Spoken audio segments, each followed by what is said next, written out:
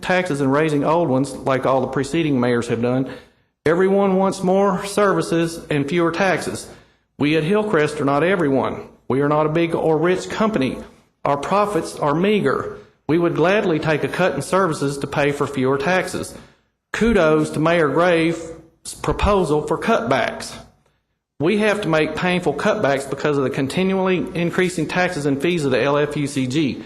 Before the water quality management fee to repair storm drain systems began last year, the cemetery already paid more than a fair share in a grand fortune of a multitude of taxes and fees to the LFUCG. The water quality management fee has added $3,000 a year to that huge burden. The water quality management fee is too high for our small company to bear and is unfair in many ways, which I have documented and willing to discuss. We are not against clean water, but we do resent paying this astronomical fee for many reasons, including unfair exemptions given to others and unfair application and enforcement of the code and lack of accountability of the LFUCG. The Director of Code Enforcement and his sidewalk supervisor voluntarily agreed to have repaired promptly a dangerous to public safety broken sidewalk storm drain system issue in front of our property nearly 2 years ago, and nothing has been done. Citizens have 90 days with limited extensions from the LFUCG to make such repairs or else. We always comply with the LFUCG without refusal. The LFUCG makes unkept promises and is exempt from what citizens must do. The water quality management fee treats our cemetery like a parking lot and a polluter, which it is not, and gives exemptions to others that are. The ratio of green space to impervious surface, which allows rain to naturally percolate into the soil, is unfairly not even considered as we feel it should be. Yes, sometimes I let the LFUCG agitate me. However, I stand here before this committee angry at no one but myself for standing idly by and not using the opportunities such as this to voice my opinion while this unfair fee, which is crippling our company, was concocted. I was also unimpressed with a recent experience with the Division of Water Quality. However, Director Martin's presentation at the last meeting was most impressive and informative and shows the urgency of these sanitary sewer issues.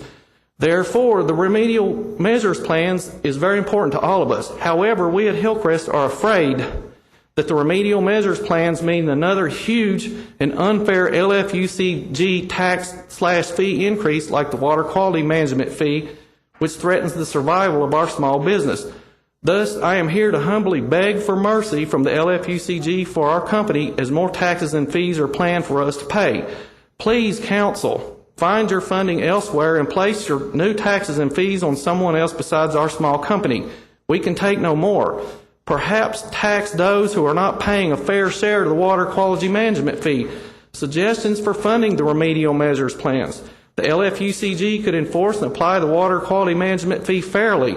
I contend that some businesses are not charged enough according to the code. Make cutbacks like we have to do because of LFUCG taxes as Mayor Gray proposed. The mission of the Stormwater Management System Ordinance is to minimize discharge of pollutants into the streams and to reduce runoff from the rain. However, some of the biggest culprits got the biggest breaks on this fee. Tax the railroads that are unfairly exempt and pay nothing to the fee regardless of their income, and even though they have buildings, roads, parking lots, and tracks are built entirely on an impervious surface, and they contribute greatly to polluted runoff. Tax the farms of Fayette County, each of which pays only $4.32 a month to the water quality management fee regardless of their income, even though they have buildings, roads, driveways, parking lots, all impervious surfaces, and they use industrial amounts of commercial pesticides, herbicides, fertilizers, and continually produce mountains of manure that line the fields, soak in the rain today, and pollute Fayette County streams. Tax the homeowners. Enforce the illegal connection ordinances, and the LFUCG will have fewer SSOs and other related problems. Perhaps obligate plumbers to report illegal connections in homes and businesses. According to the information provided by Director Martin at the last meeting and livelexingtongreen.com, the homeowners are some of the biggest complainers and also some of the biggest culprits in the problems with the sewer system with their illegal sump pumps and drains and pollution with yard chemicals and waste. Yet they pay a mere $4.32 a month, while our small business suffers and painfully pays $3,000 extra per year just for sewer repair that, in my opinion, is not being done sufficiently. Thank you for the time and consideration on these important matters. Thank you very much. Thank you, Mr. Cushing.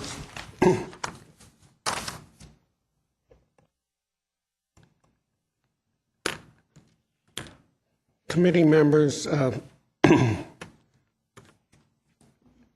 next item on our agenda is the remedial measures plan and the SSO baseline recommendations. Charlie,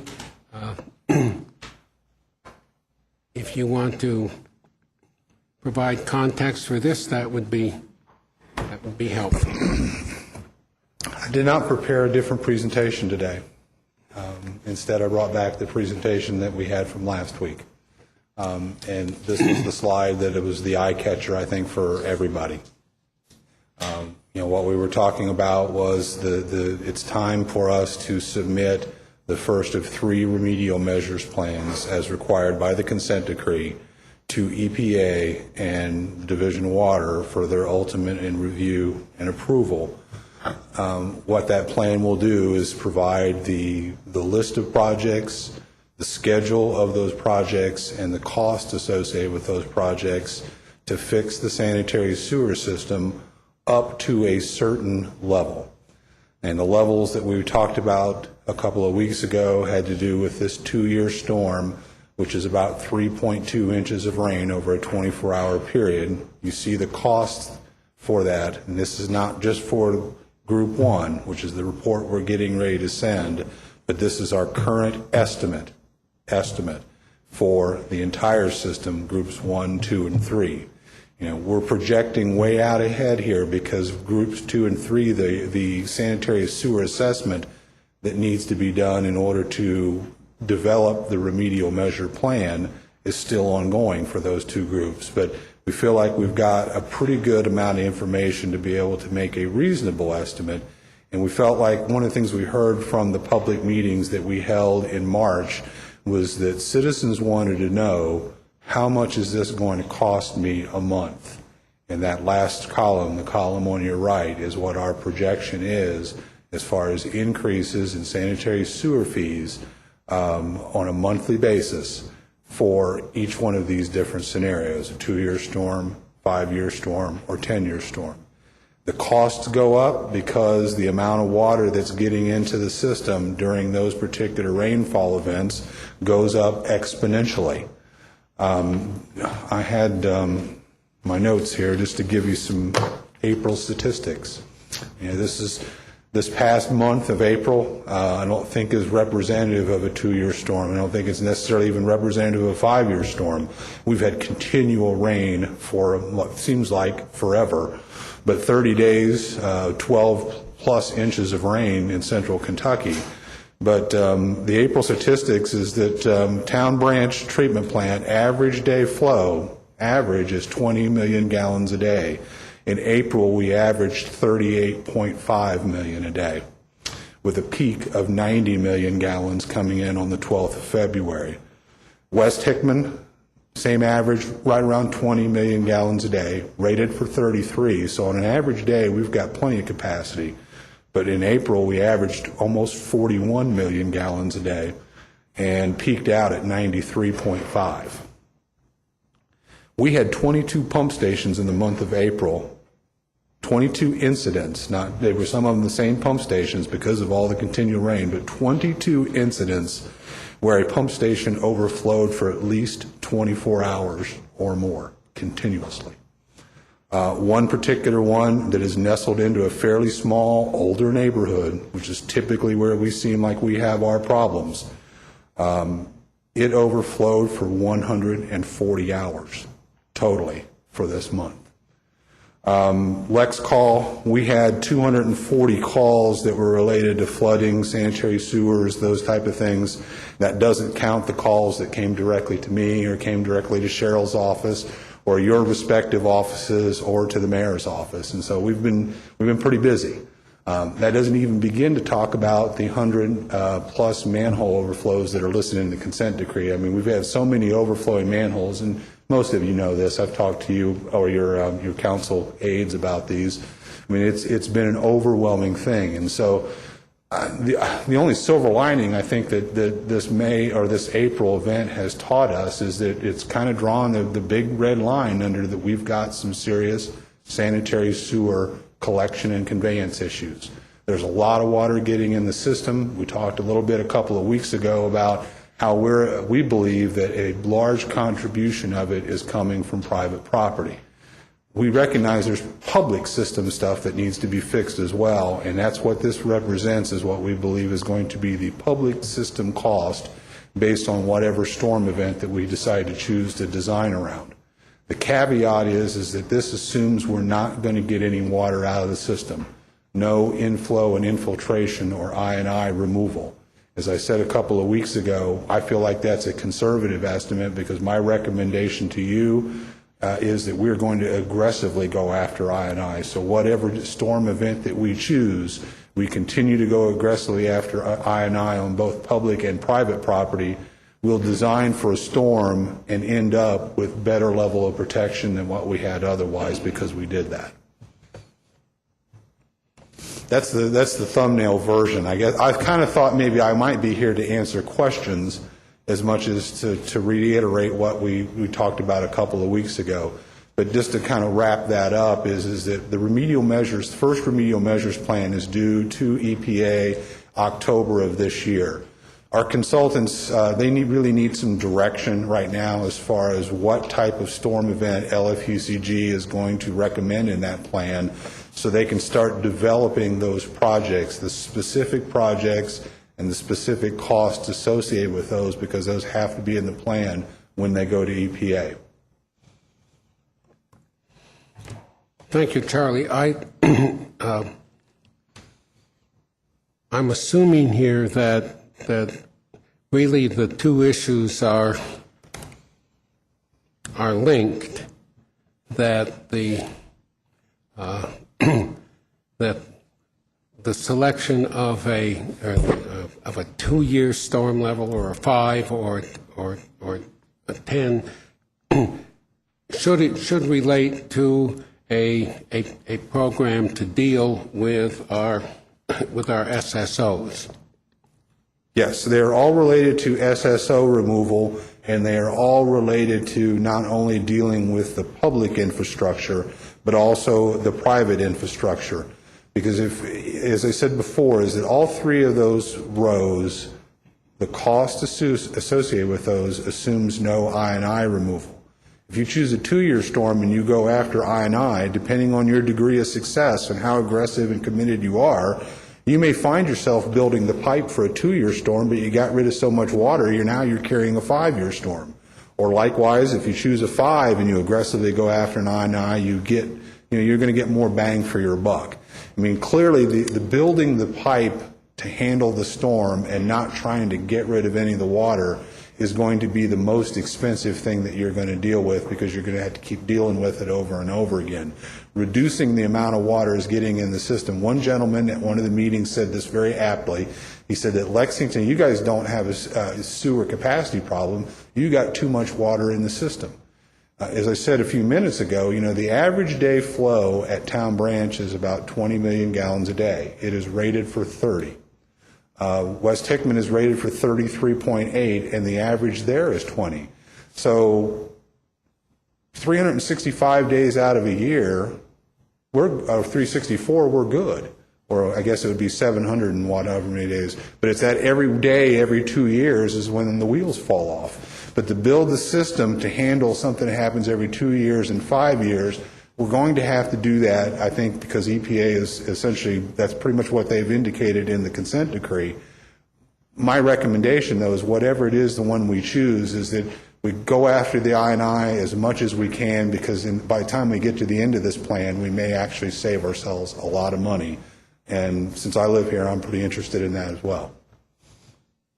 Thank you for that. So really, as we move forward with this discussion, we're really sort of combining agenda items 2 and 3, because the how to get access to to private property to work on SSO problems is going to be crucial to this discussion.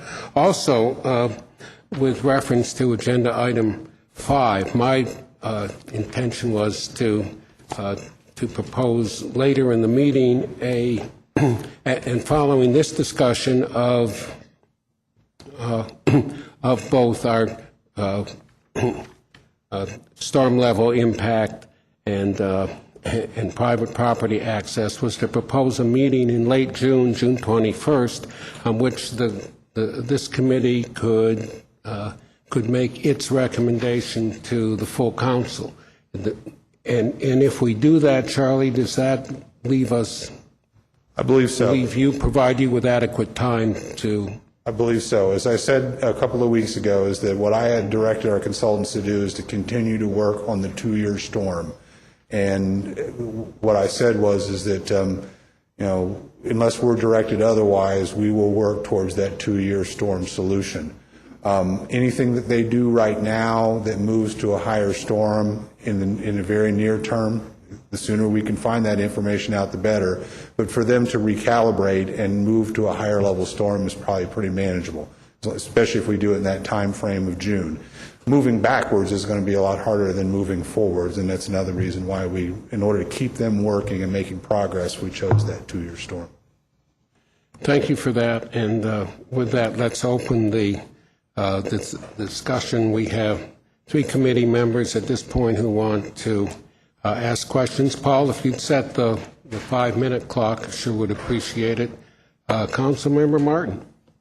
Thank you, Chair. Charlie, thanks for coming in and, as always, talking to us about this very, very large project. One of the questions I have is, can you put that back up, actually?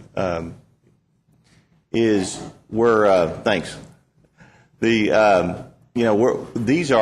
estimated costs are very large. It's like we're being asked to buy a big car, but where we don't know what type of car it is. So I guess my question is, what makes up these costs? How were these estimates arrived at, and what are the various parts that came together to reach a number that's $540 million?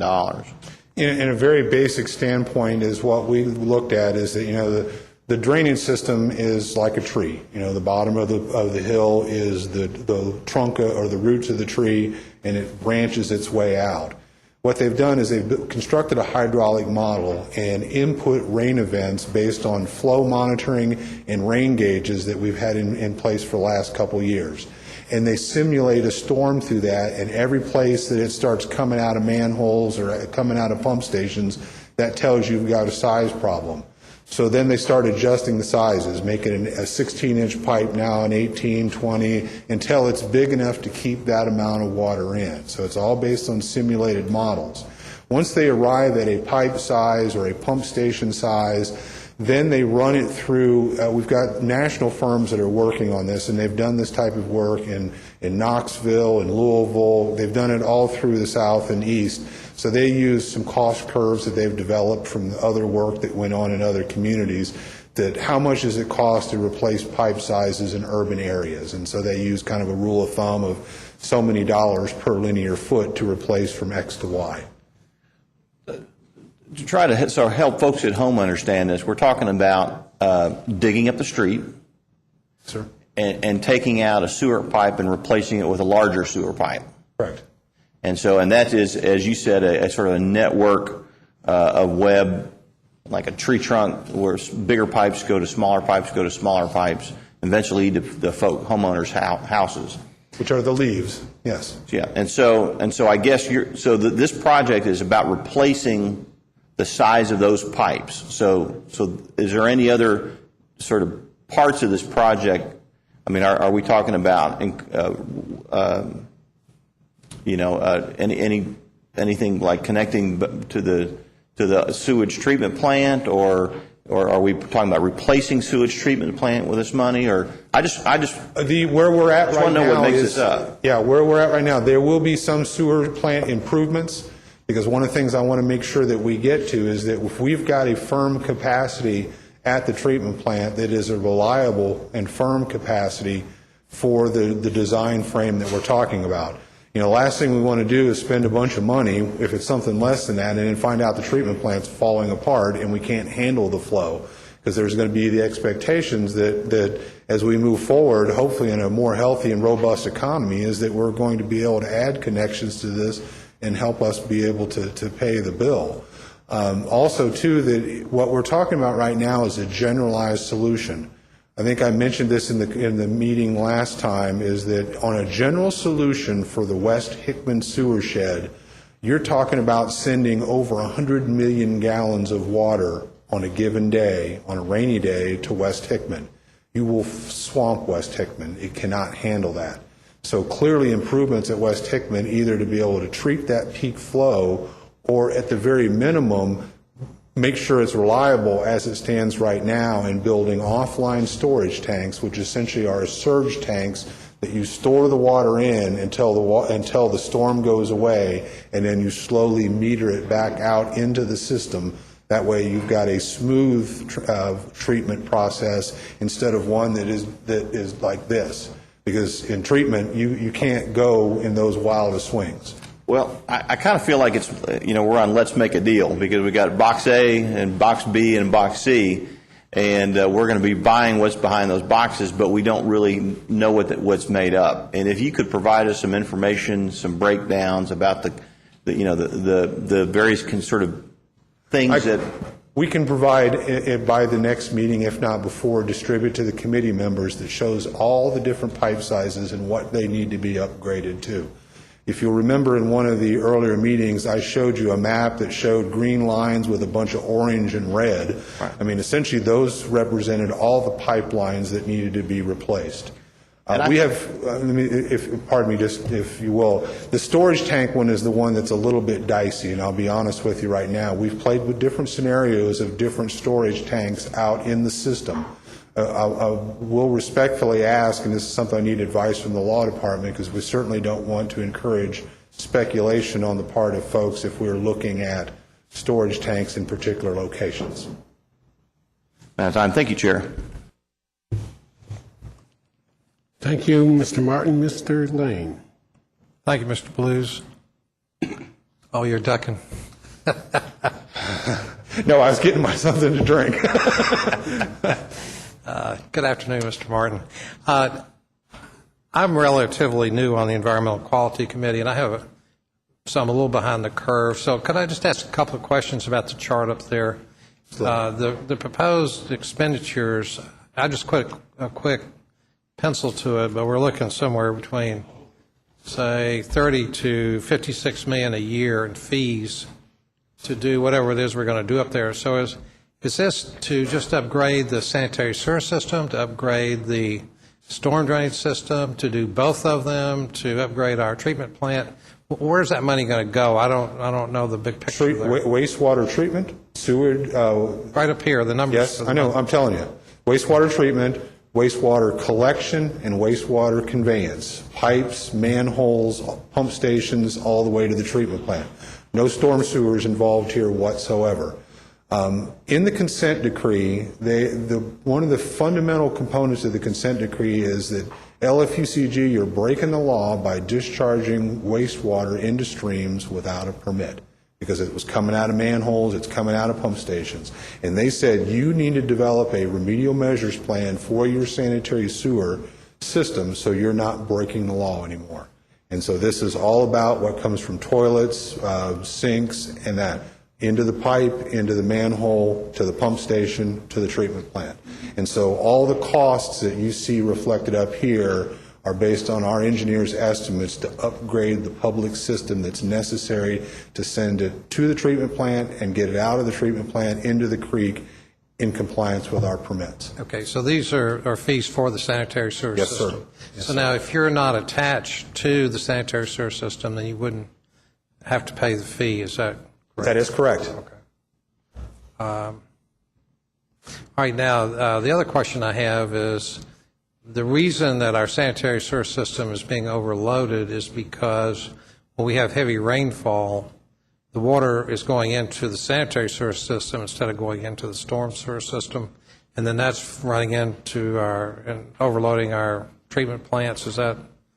Yes, So would it not be, rather than trying to build up the sanitary sewer system to accommodate the infiltration of storm water, would it not be better to try to upgrade our storm system and not have to upsize our sanitary sewer system that much? Once it's in the ground, you can't hardly get it into the storm sewer system. Water's going to seek its natural course. In most cities, and particularly in Lexington, we're sitting in a rock trench. When all those sewers were put in years ago, because they're 10 or 12 feet deep, they're essentially in rock. And as that groundwater comes down into the ground, it's going to find that trench, and it's going to follow that pipe and find any place where there's a leaking joint, a hole in it, into the manhole, and what have you. I agree with you is that in some cases, stormwater improvements would have a marked improvement on the sanitary sewer system performance, in particularly the context of the private property stuff that we talked a little bit about last week and a little bit this week, is that if some of the older neighborhoods where we have the most problems really don't have a storm sewer system really to speak of. For whatever reason, back in the day, they were built kind of that way. And so if you have a basement or a sub area and you've got a foundation drain that goes around it, it doesn't really have any other way to get around it as far as a positive release other than that sanitary sewer system. And I think over the years that people out of necessity, recognizing they want to have a dry basement, they want to have extra floor space, they've hooked up pumps or they've hooked up things, and it gets into the sanitary sewer system either directly or indirectly. But you're onto something, and I'm a believer of that as well. If you look at most of our system, so many of our problems are at the top of the hill, not at the bottom of the hill, at the top of the hill. And that tells me is that they've got a groundwater problem up there, and they don't have any storm sewers at which to be able to deal with it. So I think you're onto something there, and that as we move forward with this plan is that, we're not just going to try to build stuff for the sake of building it. That the plan, in my mind, will be what we submit to EPA and they will approve. But we're going to meet with them on a regular basis, because if we're finding that certain actions that we're doing are not paying off to the end result, we're going to ask to modify that plan. And like I said, I think you're right about that, Mr. Lane, is that their storm sewers are part of the solution here. Well, as you know, I represent the 12th District, and that's comprised of about 70% of the land area in Fayette County. A lot of that is farmland, and it uses natural drainage for storm, and they do not have sanitary sewers because they're on 40-acre lots out there now. Most all the people that are outside the urban service boundary, with a few exceptions, this is not an issue for them. Right, I understand that. But on the other hand, we're charging everybody right now a storm water fee, and so when people that live in the 12th District that live in the farm area, I have to explain to them that everybody's paying because collectively we're trying to improve the quality of water everywhere in the county, including the water that's being discharged over land in the rural areas. On the other side of the coin, many of the neighborhoods that I represent that are inside the urban service area, like Heartland Gardens, Tanbark, Greenbrier, places like that, they do have sanitary sewers. They have good storm sewers too. They have good detention areas. And just driving around during all the rain we've had, I haven't found any flooding in my districts anywhere. Also, I can't remember the date of this, but this was maybe a year or so back. We had a huge rain. It was a record-breaking rain in one day, and we had a lot of flooding. And I think there were 500 or 600 flood calls into 311. I think we had 10 of them, or maybe 12, in the 12th District for 70% of the land area. So the newer subdivisions and the rural areas, are not having these problems.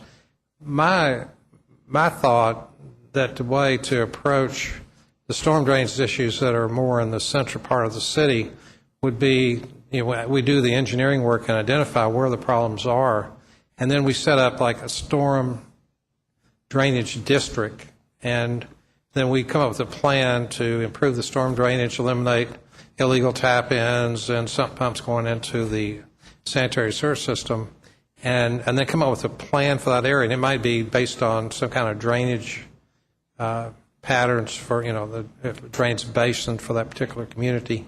And then what would happen is that neighborhood maybe with some co-op money from the city, would then enter into a bond to make those improvements in their neighborhood, and each property owner would pay a share of that cost.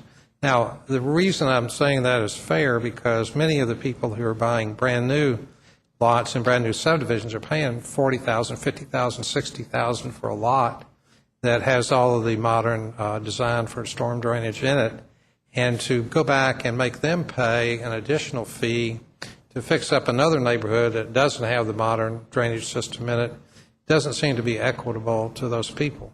At the same time, the neighborhood that gets the improvements in a storm drainage district, they would eliminate flooding in their basement, backup in their toilets and things like that. And essentially, that would bring up the value of the property in their neighborhood because they've eliminated a very negative issue that would affect property values in that neighborhood. And if it was bonded by the Urban County government, paid out over 20 years, it would be a reasonable cost for each property owner. And I think they get a substantial payback on their investment in improving the drainage and the storm system and sanitary system in their neighborhood. So I wish we could look at that a little bit because I think if you go back and you try to ask everybody to pay a higher fee to improve it for some neighborhoods that are older, I mean, it could be over in Chevy Chase, some of the nicest homes, most expensive neighborhood, and we're going to be subsidizing putting in better storm drainage and better sanitary sewers there when, you know, they were in one of the higher priced neighborhoods. So I think we have to look at a equity and parity issue here when we talk about, you know, raising the fees, because I don't think we're going to get very broad-based support on that. I didn't mean to talk so long, but I just give you a little bit of feedback because I'm getting calls, you know, from constituents about these issues. Well, I appreciate that feedback, and I know that you're not really necessarily looking for a response from me because you're sharing that with your colleagues as far as a perspective. I can tell you this: I live in your district, so I hear the same thing on my street when people who know that who I work for. So that has been discussed at least on Kennesaw Village Drive. So I have heard of special assessment districts. I kind of peeked over my shoulder while you were talking. I don't think Ed Gardner is here today because that would be more of a question for the law department. Because my experience with that was in Ohio and not necessarily in Kentucky, and I don't know whether Kentucky statute allows for that, but it's certainly something that would be on the table. Thank you very much, and maybe with this many people calling, you need to get hazardous duty pay. Thank you, Mr. Lane. Councilmember Stinnett? Thank you, Chair. Paul, if you could, I think it would be helpful if we could see the clock on the monitor.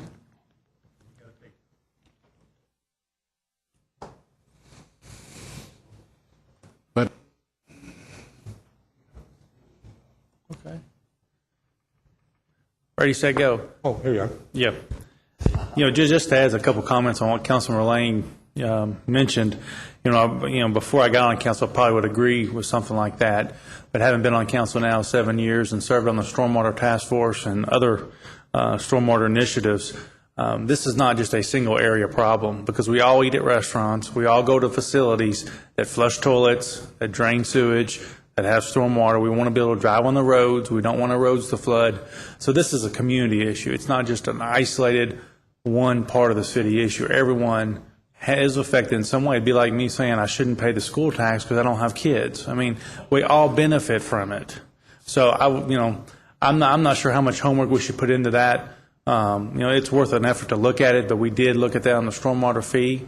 But we all benefit from cleaner water, better sewage treatment facilities, because all the facilities in the urban core do use them, and people do visit them and come to downtown. So I just want to add a couple of 2 cents worth on that. On the correlation between stormwater and sewers, I asked last meeting, what is that correlation and how can we measure it? Because I do think Councilman Ed was right, or Councilman Lane, excuse me, Ed. Yeah, not Mr. Ed. But I do think he's right. He's going somewhere. There is a direct correlation. There has to be, and there has to be a way we can measure as we improve the stormwater side of the house, how much savings do we realize on the sewer side of the house? Have you gone down that path, brainstormed how we can do it? We've looked into it. I have not found anything clarity yet from other folks about that as far as other folks that have studied it. Kind of what I was suggesting earlier is we one thing I need to point out about that slide, and I'll get back to your question, is that that's not an instantaneous raise. That is what we're looking at the end of the 11 to 13 years, because clearly we're going to borrow money and strategically schedule our borrowing and such that we're not going to just raise the rates and borrow $500 million all in one day. But to get back to your question then but as we do these projects and as we do private property stuff, part of the things that we're required to do is post-flow monitoring and be able to evaluate whether or not the money we're investing is actually paying off. I looked into trying to find some people that had done studies on the private property part of it to try to make some kind of correlation that you can spend 50 cents on the dollar by chasing the private property stuff and putting it into an appropriate storm drain rather than treating groundwater. And I haven't found anybody that has done something of that to that detail, but we will pursue that because, again, I live here too, and so, anything that we can do that would reduce those costs and still meet the objective to where the phones aren't ringing off the hook about sewage in their basement or water in their backyard or, worse yet, sewage in their house, I'm all for it. And I think you're absolutely, both of you are absolutely right. We need to get a handle on that.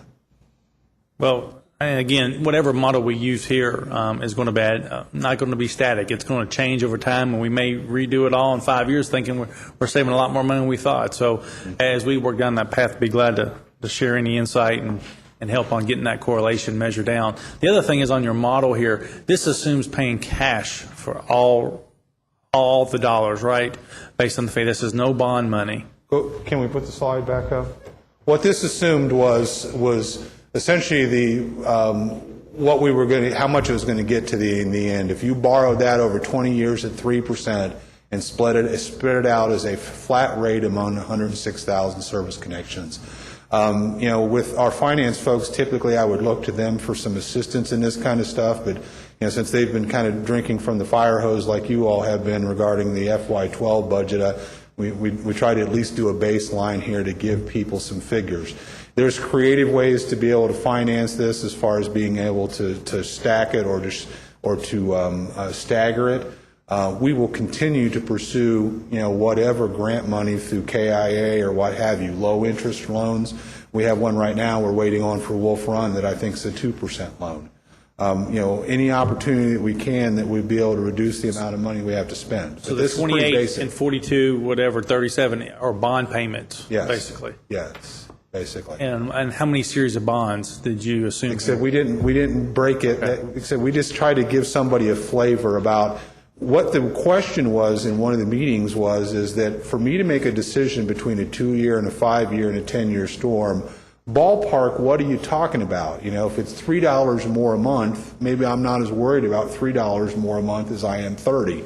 So this was trying to give some representative scale between buying a little bit of insurance versus buying more insurance or more insurance. Very primitive, certainly not in your realm as far as doing the financing. I would just add another asterisk on here then too, and put that 11 to 13 years down the road is what this represents, because that's an important piece that's missing off this slide. If we can make sure that's represented when people look at that, this is not next year. This is yes, this is at the end.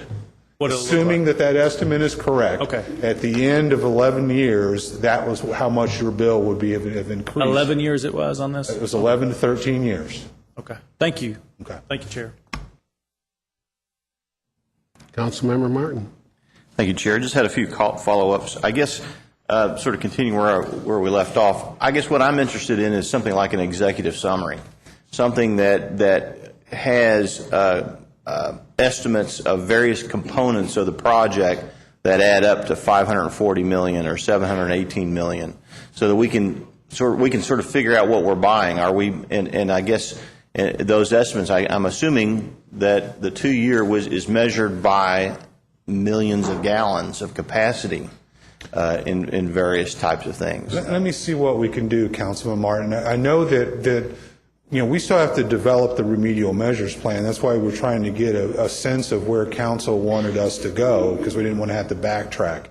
When we develop that plan, you guys are going to see that executive. You're going to see the projects, the order that they're in, how much the estimated costs are, And, you're obviously going to be able to weigh in, tweak those things and all that. We'll get you to you early as we can. But Charlie, I'm looking at a slide that has $718 million. That just doesn't pull out of thin air. I mean, it's not 717, it's not 719. And so I think your consultants should be able to give us the various components that make up the 718. We can do that. I think that's what I fair. was trying to say, though, is we will do that, and we will do that post-haste, because obviously you're right, we didn't pull that number out of the sky. What I was pointing out is that when we do the detail plan, you will see that in more and more detail as we prepare the plan to send to EPA. I was trying to be clear that we will not send a plan to EPA that you all don't get to see first, because this is a huge commitment. Right, but as we're being asked to decide between a 2 and a 5 and a 10-year plan, I just need more information about what the difference between those are, other than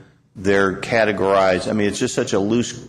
It's such a loose label, a 2-year. I mean, is that exactly what is the 2-year? And so we just need, at least I need more information about what makes up each of these numbers, so that we can sort of make a more informed decision about the direction we want to go. My concern is that we're at a juncture like the city was years ago when we put in Man of War, and so many folks have criticized Man of War that it lacks sufficient capacity for current traffic patterns, and so what we have to decide is what is going to be sufficient for the future. And so part of that is sort of understanding what we're buying and what is going to sort of make up these 3 distinct projects that are going to have 3 distinct capacities. So As far as the information we have to date, as far as collecting that, you shall have it. We'll give it to you as executively as we can, given the degree of complexity. we're not engineers, at least not. The one comment on something that you made there regarding future connections. The consent decree is mute on how we're having, what size of storm we rebuild our system for remedial measures. It says best engineering judgment. That's why we're up here talking about multitude of storms. In the capacity assurance program, which is a subset of the consent decree, it says that we have to certify that there is available capacity on a 2-year storm in order to allow new service connections. So that does have some relationship here, and thus where we were talking about building the system to the 2-year storm and getting I&I, or inflow and infiltration, out of the system, because we don't want to build the system and then turn around and tell somebody you can't connect to it. We're very cognizant of that. And we also have the sort of slow loss of capacity due to deterioration over time. I mean, cracks, the system cracks, you get more water in, or you get cave-ins or sediment in the system or things like that. Or somebody who set a power pole in the middle of our pipe a few months ago. Yeah. The last question I had is, what are the penalties and what are our alternatives? I saw there's a slide in the handouts that we're looking at, I guess, is it thousands of dollars per discharge or per hour of discharge? Or it's based on volume. Is that based on our average, our estimates right now? If we were in a fine-paying mode right now, we would average somewhere between $500,000 and $2.5 million a year in civil penalties for overflow volume. If we reduce, if there's a slide, it's the third to the last one. It's on page right. Page 5. It's the fourth slide. And I wish that was available so folks could Go ahead see and bring that. it. It's the next slide. Yeah. Just click to the next one. There you go.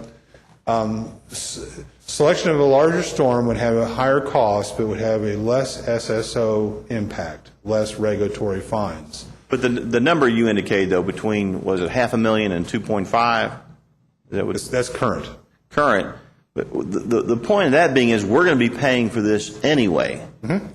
So if we don't fix this, we're going to be paying out fees, and that's not going to help us fix it, because we're still going to have to fix it at the end of the day. Yes. And so that, I think, for the public to understand is that it's coming, and we would rather spend this money fixing it rather than paying fines. I agree. Yes, sir. The one thing I just want to bring up, if I may, that came up during the meetings as well. A couple people brought this up, and it's kind of hard to get your arms around it, is that question about paying to pollute. I mean, we build the system. We're never going to build the system to handle Hurricane Katrina or some type of monumental event, and so we're going to be paying fines. But at what point in time do the fines spread out over several years get to be less painful than $500 million or $800 million over a 11 to 13 year period.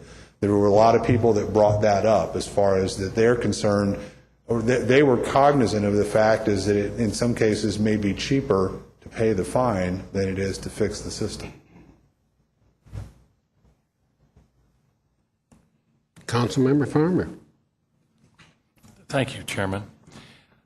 We're in a really tough time with this issue right now because we're being asked to make hundreds of millions of dollars worth of decisions when, today we're having people who are having flooding in their basements, in their backyards. And, I was confronted this week with a constituent who had written a letter to me about a problem in his backyard dated 2004. And his problem in 2004 was 15 years old. And, we're going to talk about, acute problem grant program later on. But right now you're trying to coach not just the citizenry but the council into the fact that despite a stormwater fee that started a year ago January, there's just not going to be enough capital around to make the required fixes that the EPA is going to place upon us. And the definitions that you've given us in that first slide of a 2, a 5, or a 10-year situation are things that we're going to have to dissect individually to see what the best answer is, but they're all going to be more expensive than what they are now. And when we were sitting here at our last meeting, I was skeptical of the 2-year answer, just for the public process involved of what's going to be the best situation.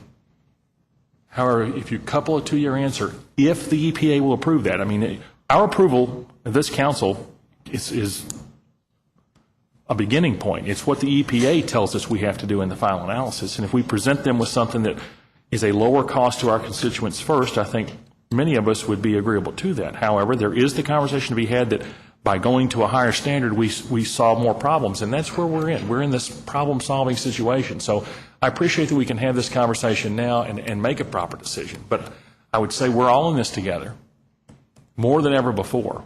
And everybody who flushes a toilet is going to pay. I know that there are many constituents in the 5th District who have paid decades worth of taxes and have had overflows of all different sorts and nature. And they would not turn to neighbors in the 12th District who had been built onto the system between them and the sanitary sewer plant and say, hey, because you all were built between us and the plant, we now want you to pay more because you're causing a problem in my neighborhood.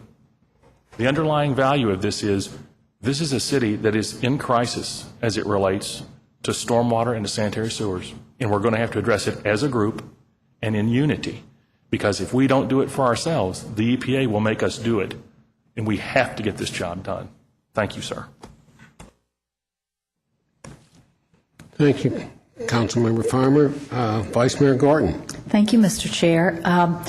I wanted to weigh in on 3 things, one of which was what Mr. Farmer just addressed, and that is that I would not favor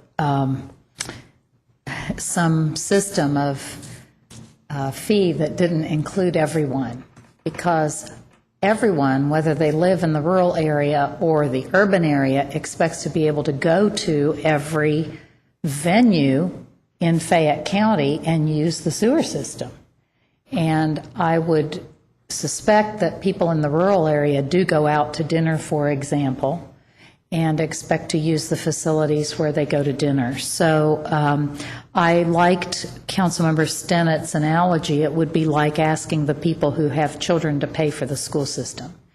And so I would never favor parsing out the cost of these improvements, which are mandated by the EPA, to certain segments of our community.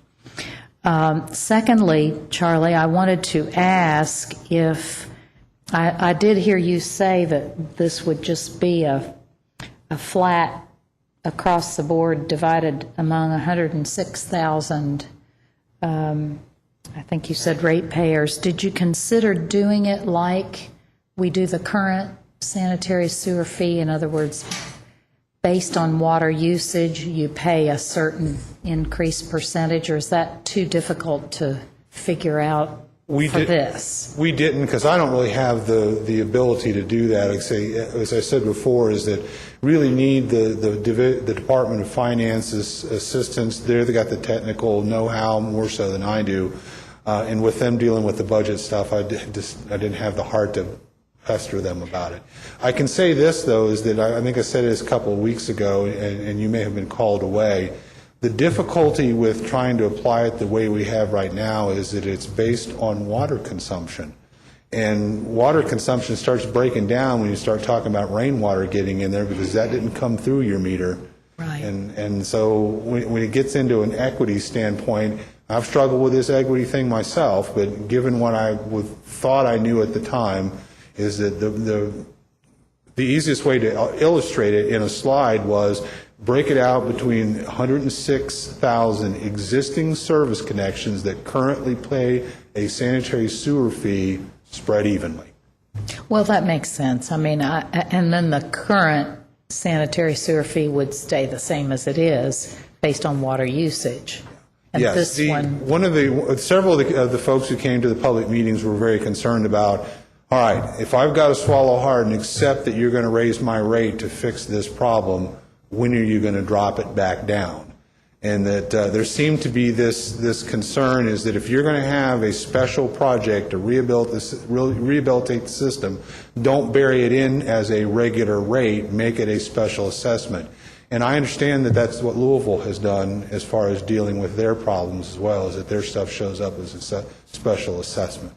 But in this case, there's no sunset built in, correct? Well, like I said, all I'm doing is really kind of putting the straw man out here, is that, the how to pay, we can, as engineers, we can go through all the technical stuff, and I can give Councilman Martin all the pipe sizes and all the this and that, but when it comes down to how we're going to pay for that, that's why we're in front of this body and we'll be in front of the council, is that obviously you folks have a huge stake in this, and that, us, along with the finance folks and the other folks in Urban County government collectively are going to figure out how we're going to do this. We signed on to the consent decree essentially saying that we would do it, and that in itself was a broad leap back in 2008 when we did that, is that you were committing to do a lot of things and not really knowing where you're headed, and that's where we've been I've been personally for the last 3 years. So, anyway. So the way this is crafted, though, it would, over 11 to 13 years, it would rise to that chart that you have, and then would stay flat? Until the debt service was paid off. And then I would assume that if you staggered your debt, kind of goes back into Councilman Stennett's, you'd have to look at that, as there might be ways that you could level that off, because you retire some debt as you go along, or you restructure and all that. There's a lot of different ways to do it. Okay. All right. Thank you. Thank you, Vice Mayor. Councilmember Lane.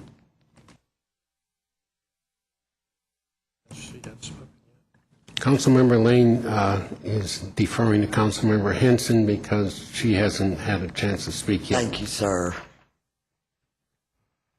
And Charlie, I know that we have a decision to make, correct?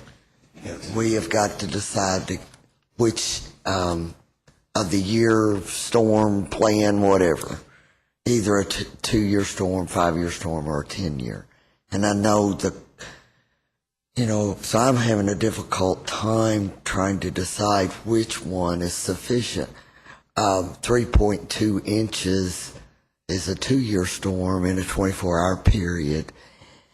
And I guess that doesn't seem sufficient to me, but, and we've had this conversation before, I think you and I have, that to maybe help us decide if, because you're talking about a tremendous cost to repair our storm sewers and our sanitary sewers.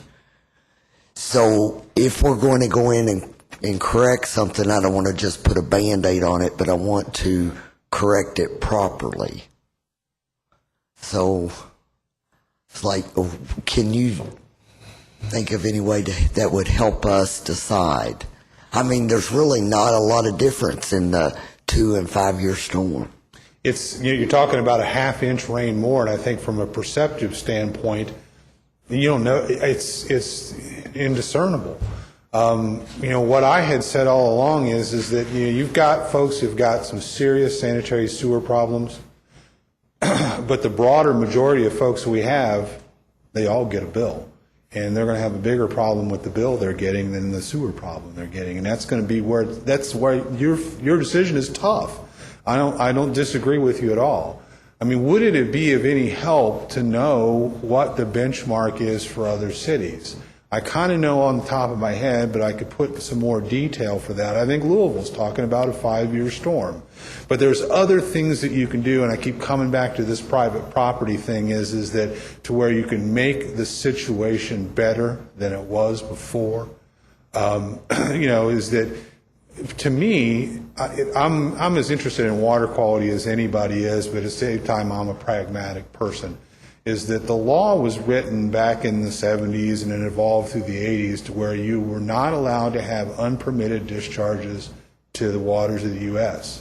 The problem is that when we built this system back in the industrial age and moving forward, it wasn't built that way.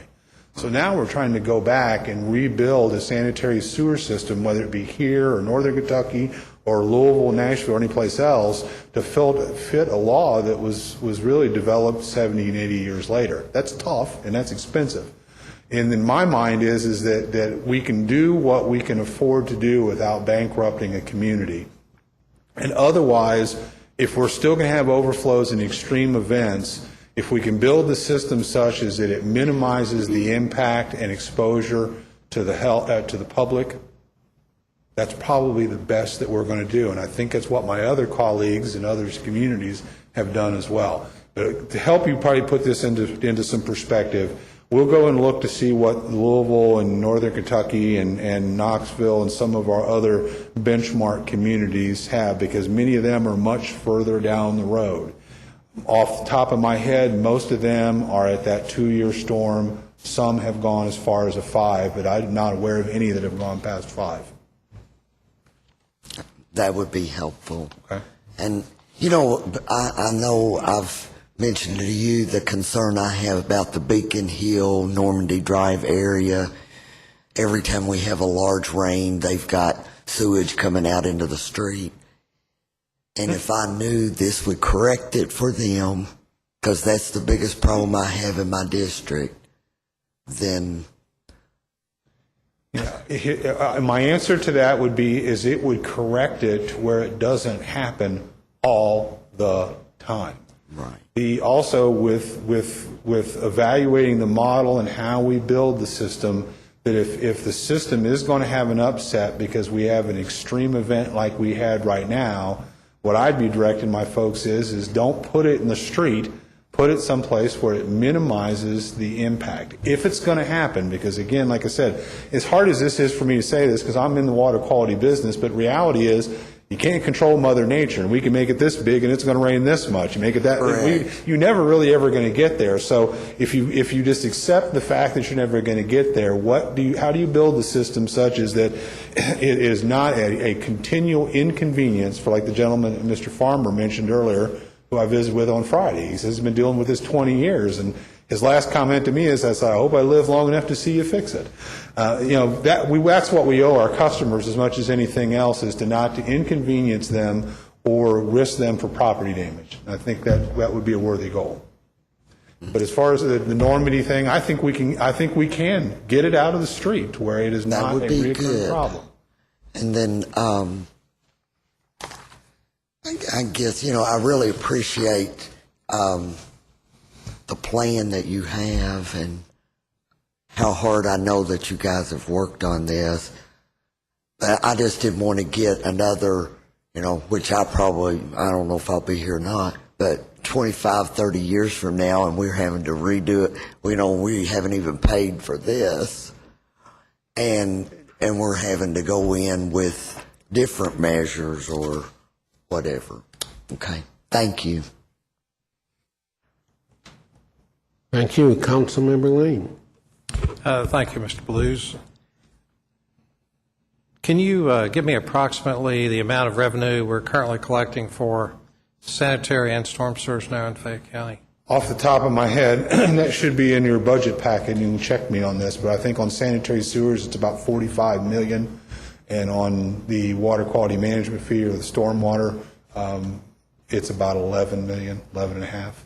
So that's about 50, say 55 million, so I round it off to the nearest 5 million. And then the fee that you were proposing earlier, if we, went up there, would be somewhere between it's 35 to 55 million. That would be in addition to the cost we're currently incurring. So we'd be in the around 100 million range, somewhere in there. All right, there are two questions I have that sort of relate to this. One is, what are we doing to be prepared to be able to do the bonding to, pay for this?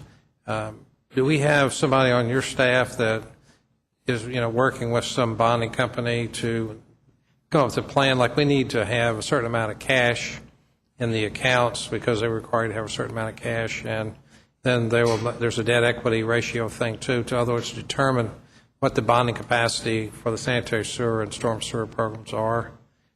Do we have something like that in works right now that you have a handle on what we can do for bonding? Yes and no.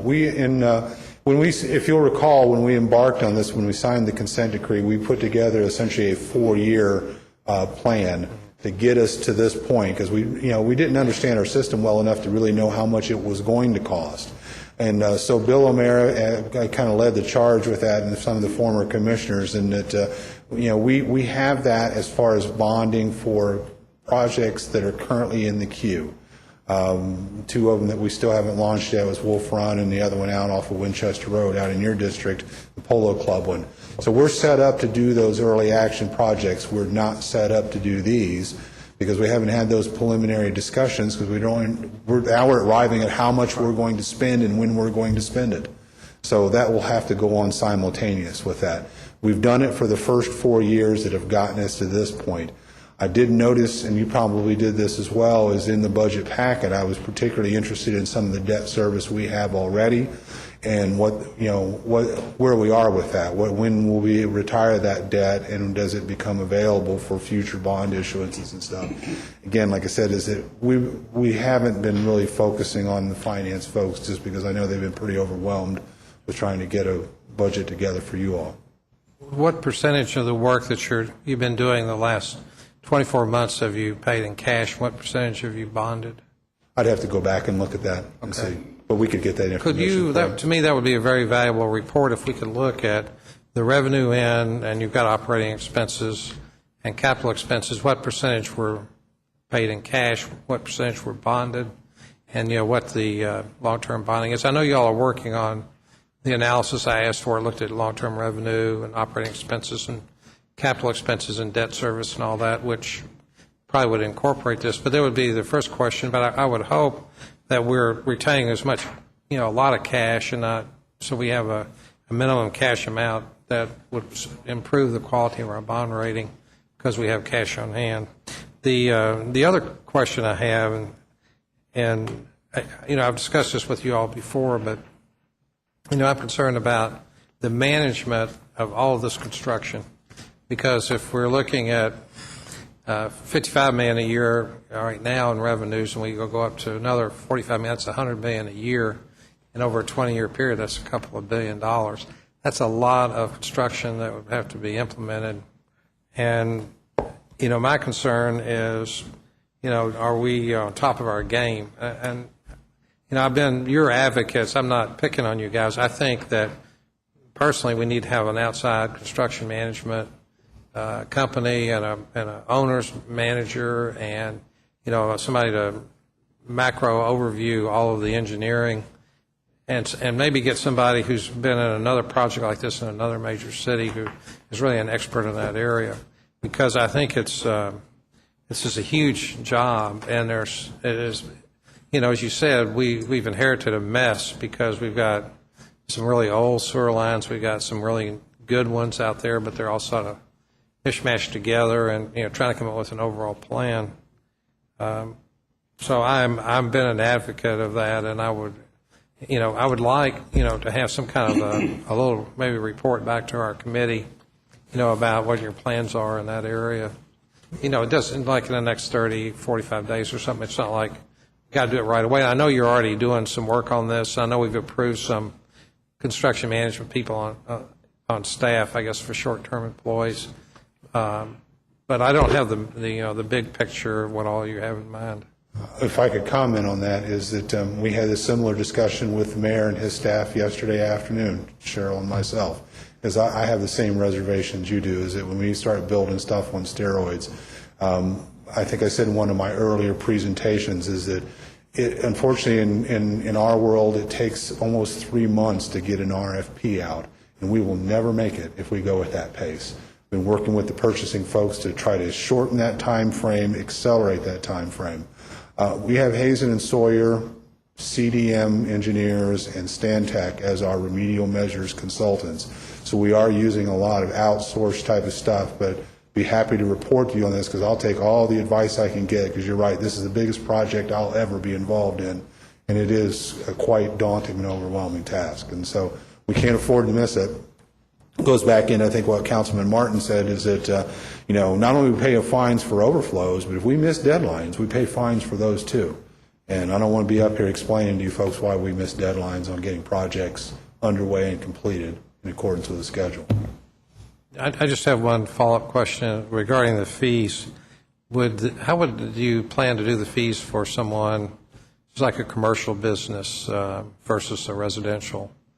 Would they be, multiples of that of some way, or how do you? My slide, when Nick said, I did a very baseline just to try to give people a flavor, very simplistic, is if we had to borrow this much money and pay 3% interest on it over that duration, I just spread it evenly out among every customer, because, again, water usage doesn't relate to how much they're putting into the system. So you may have a big parking lot, big store, what have you, may have the Fayette Mall, but incrementally they're not contributing any extra stormwater than my house is. We don't know that kind of information right now, and it'll maybe a long time before we know that. And so just for analysis sake, we did it as a flat rate. Didn't matter how big you are, it's just based on number of service accounts we have.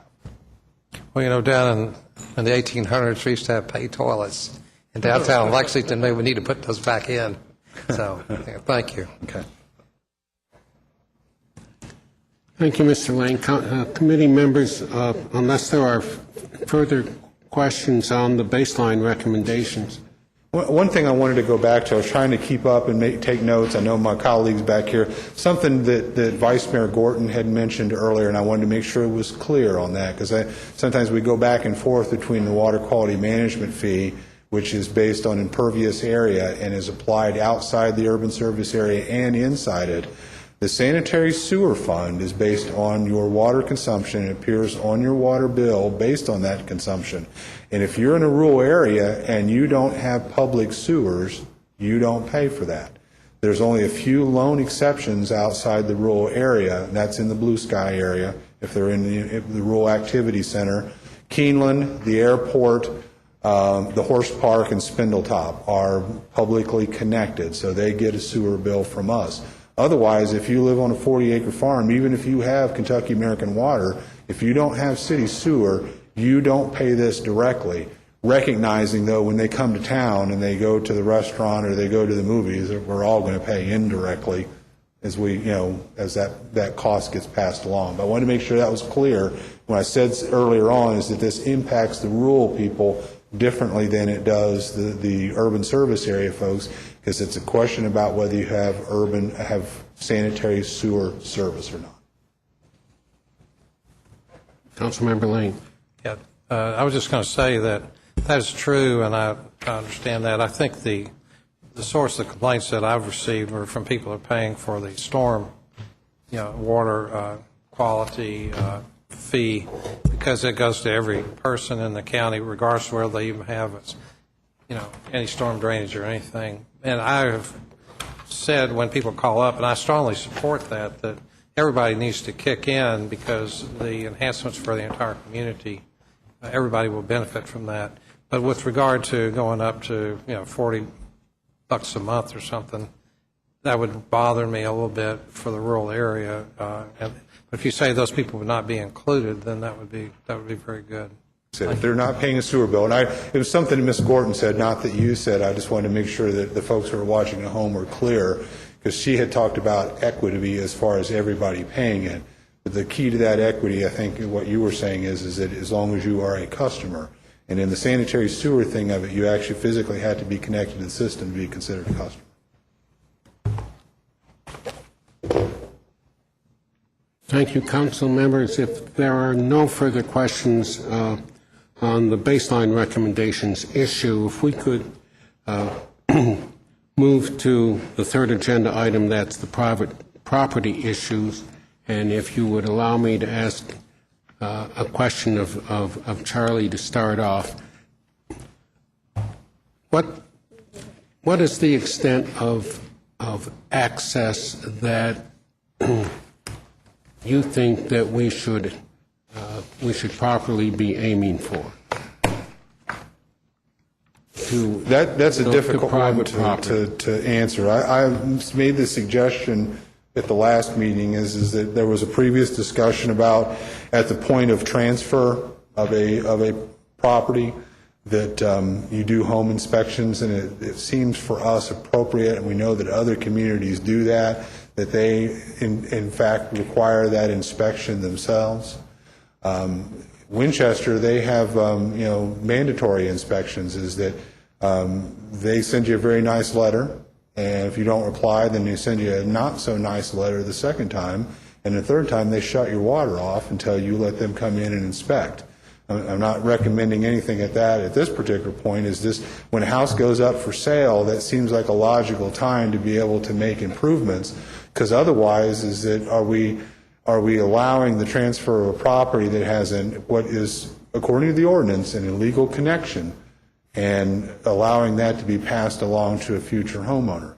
Here's where the rub is, and this is where it gets back into the drainage and the stormwater issues and stuff, is that I've been to so many people's houses like you have as well, is that if people have water in their basement, respect the fact that they want to do everything they can to keep their basement dry. We would all do the same thing.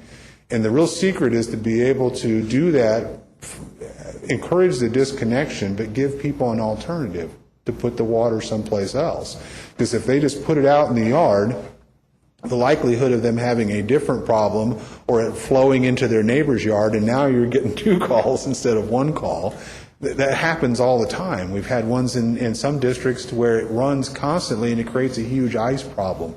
I think that in order to have a successful private property redirect program, if you've got people who have area drains or sump pumps, is we've got to look very closely at the storm sewer system and include that as part of the fix. But you've got to make everybody who's connected improperly to the system connect to it, or otherwise it doesn't become cost effective. If I've got to put in $100,000 worth of pipe to take off one house, and the other 5 elect not to reply to our letter, that's not cost effective. We're not going to do that. And we've had that in several areas.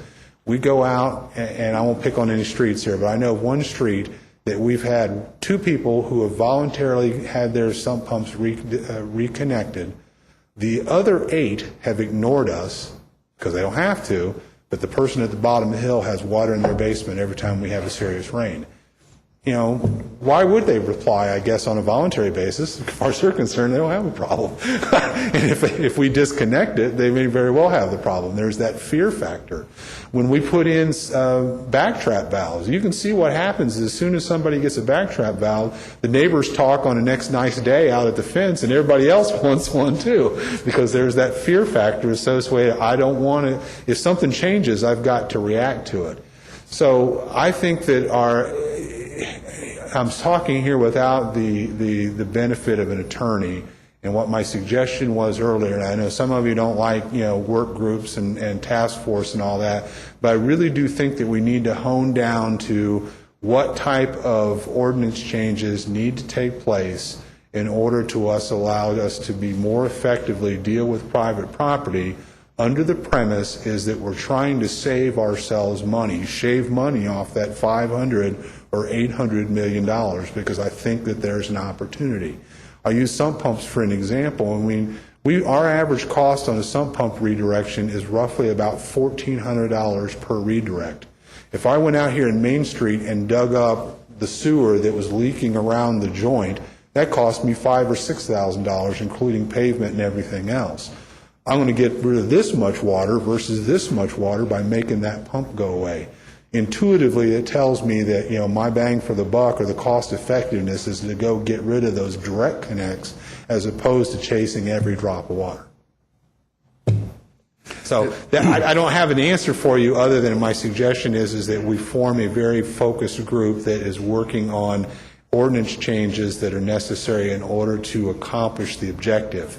How we accomplish that objective, I would like to welcome some other folks into it, because I said I've got my ideas, but I'm sure the folks have got other great ideas. In the packet, there was a group that was chaired by Don Blevins back, I think, in 07 or 08, that tried to flesh out a lot of these things. And I think that revisiting this in the context of where we are today would be very beneficial for all. If I understand what you're saying, it does seem to me that we would need something a bit more comprehensive than access and intervention when property changes. Yes, I think so too. My personal recommendation, having been to enough of these folks' houses, and I know some of you have been involved in this as well, is I think the last thing that we want to set ourselves up for is fixing one problem and creating a new one. You know, somebody I work with very closely tells me this all the time: begin with the end in mind. And that, you know, to solve the sanitary sewer problem and then create an icing problem where someone gets hurt or worse still killed, bad move. Creating a different flooding problem where neighbors are at odds with one another because someone's sump pump who runs most of the time is now running into their basement, bad move. My recommendation is we think this through, and especially in the context of installing or upgrading storm sewers in neighborhoods, especially if we're going to go in there and fix the sanitary at the same time, a more comprehensive fix. The missing link, comprehensive fix, I can do anything I want to in the right-of-way as long as I have enough funding and I follow the appropriate permitting processes. But once I get to that sidewalk, all bets are off and I can't do anything. And if that's part of the problem and also part of the solution, what I'm encouraging the council is to help us try to figure out how to get there. And just one further question. If we move forward on that front, we're thinking here of our committee meeting next month to make a recommendation to full council on baseline. Yes. Do we need at the same time a recommendation on private property access, or can that? That's a marathon. That's not a sprint. I think we're going to have to evolve that over time. Well, that's what concerned me. I don't think we can make it that quickly, but we do have to assume that we're moving purposefully in that direction. Yes, because I think that that's our best bet, or our best plan moving forward to make those numbers that we saw in that first slide be less than they are today here in 2011. I think it's our best bet to get where we want to be as efficiently and fiscally responsibly as possible. Thank you. Councilmember Farmer? Thank you, Chair. At our first couple of planning committee meetings, I thought that we had taken action on something to help us get access to private property or to begin that process. Am I incorrect, or is there, you still need a different type of methodology, or what?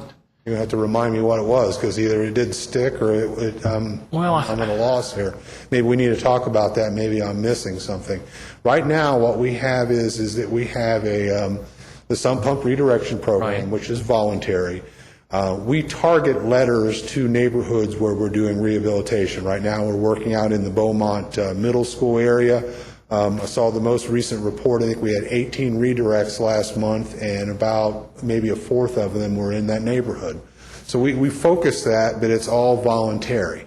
My project manager will tell you one of his biggest challenges out there is there's so much water in the system that it's hard for him to fix it because of all this rain that we've had. So that tells me while we're fixing stuff, there's still private property coming in. We don't have the ability to go door to door. That being said, I think that's one of those neighborhoods built in the late 50s, early 60s, post, war building boom, top of the hill, not a lot of storm sewers out there. And so people have done that out of necessity. That's the way the houses were built.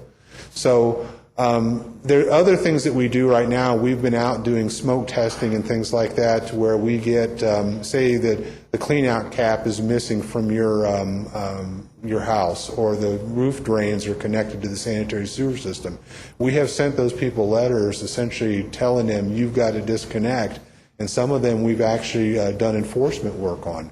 It's really been limited to what I call Group 1, which is Wolf Run, East Hickman, and West Hickman, but we've identified 815 of those, and to date, I think we've successfully disconnected nearly 700 of them. Now, again, that's slugging it out, door to door, and that's not even getting inside the house. That's only the stuff that we're seeing outside the house.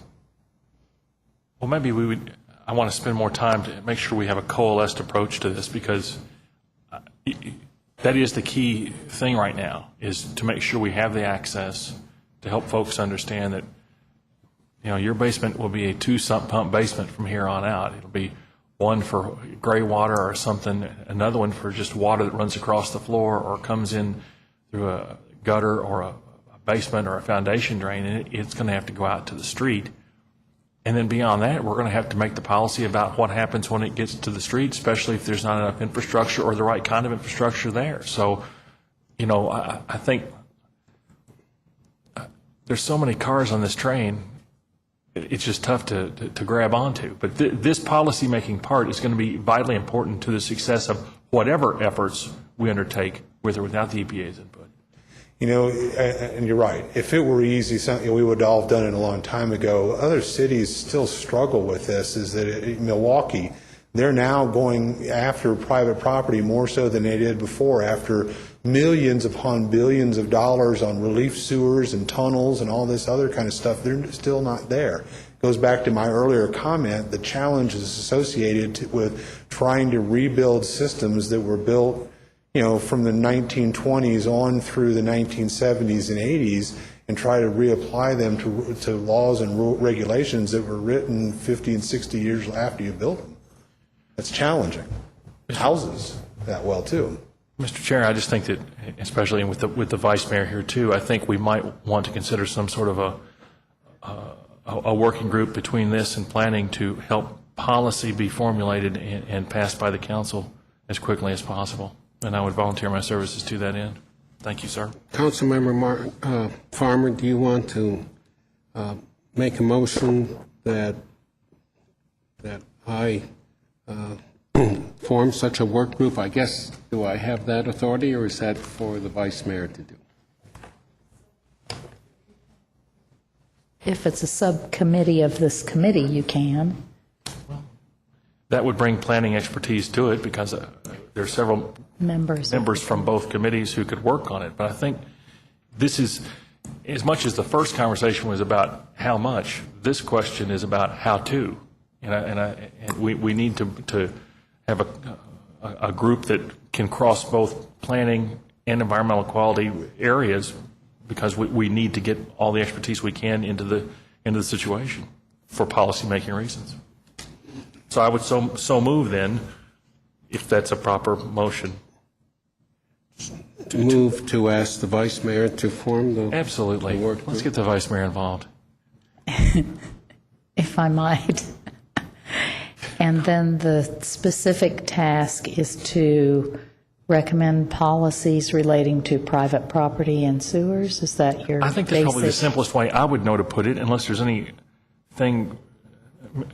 No, I think that's fine, is recommend policies aimed towards reducing the amount of private property groundwater into the sanitary sewer system.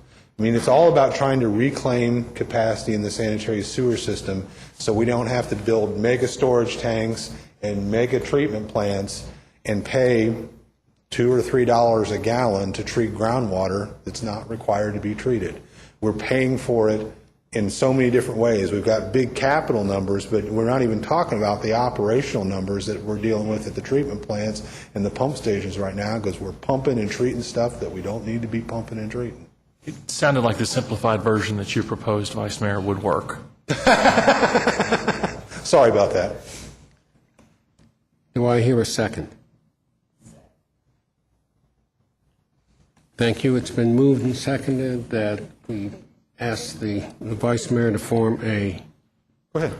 work group to recommend policies related to providing government access to private properties so as to keep stormwater inflow out of the sanitary sewer system. I was just going to make a point is that, Councilman Farmer had suggested planning and other people as far as contributing. Part of our consulting team, they've got a lot of expertise in this, and we'll be providing their expertise in this as well. I think they can provide a lot of guidance, again, about other communities that have dealt with this over the years, lessons learned. Okay. Committee members, any further discussion? All in favor of the motion, please say aye. Aye. Opposed? Motion carries. Vice Mayor. I'm taking volunteers. I think I heard Mr. Farmer volunteer to be first in line here. Don't have to chair anything.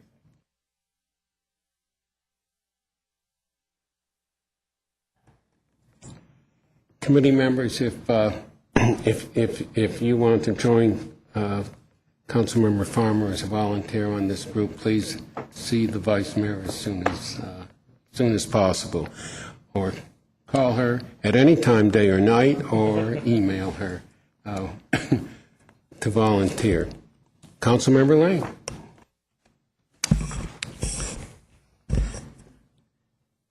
Sir. You didn't duck that time.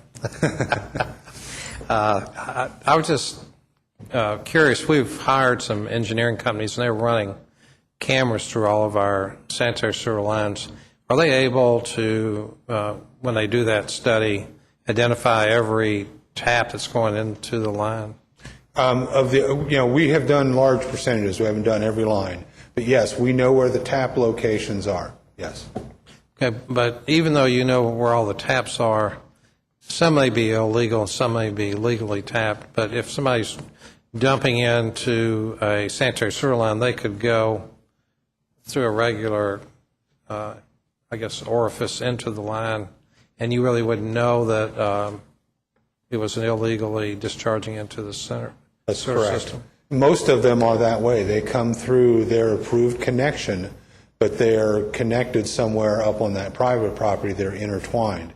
When we do the smoke testing, we're blowing smoke into our system and seeing where it comes out. That's how we're able to track down the roof leaders or yard drains and things like that, because it comes back out. But once it gets inside the house, especially on a pumping situation, you can't see that. Well, the reason I was asking that question is it maybe as part of our new private property issues where we have illegal taps, maybe we could come up with an ordinance that says that, if engineering tests indicate there's an illegal tap into the sanitary sewer system, they would have to pay a tap-on fee and a monthly fee for that service until it was remediated, which would then have the financial incentive for somebody to come out and take care of it. That, to me, might be the strongest motivator to get some of these illegal discharges into the sanitary sewer system, which are causing our problems, eliminated. Do you think that if an ordinance was drafted like that, that you'd be able to, document adequately the illegal taps when you do the smoke tests, things like that? No, because I think we're doing that already. It's a manpower issue for me, is that we've actually sent 8 of these to enforcement, and we're using our existing ordinances for that. The difference is the sump pumps and the other more sinister stuff that's inside. that we can't figure out. Downspout is fairly a low cost to be able to get rid of that, and most people have been pretty cooperative. They didn't know it was tied in that way in the first place. I showed you some pictures last time where the guy, like, he tied his downspout into his sanitary sewer correctly. We got him disconnected. Most people just don't realize that's not okay to do. It's those sump pumps. Your average pump, if it averaged 20 gallons a minute and you've got 10 houses on there, you've used up nearly all the sanitary sewer capacity before you flush the toilet. There's the ones that we're having the biggest problems with. Otherwise, the outside stuff, for me right now, it's more of a manpower issue than anything else. I've lost some people. They've moved around. When we were going at this hard, as I said, we had 800 of them we had identified, 700 of them through letter writing and contact and encouragement. We've been able to get people to disconnect. Only 8 out of 800 did we actually have to send to enforcement. I think that, again, if being able to enter private property and inspect the internal parts of it is if we were willing to, as we are right now, pay for the redirect, plus give them some place to put the water where they're made whole.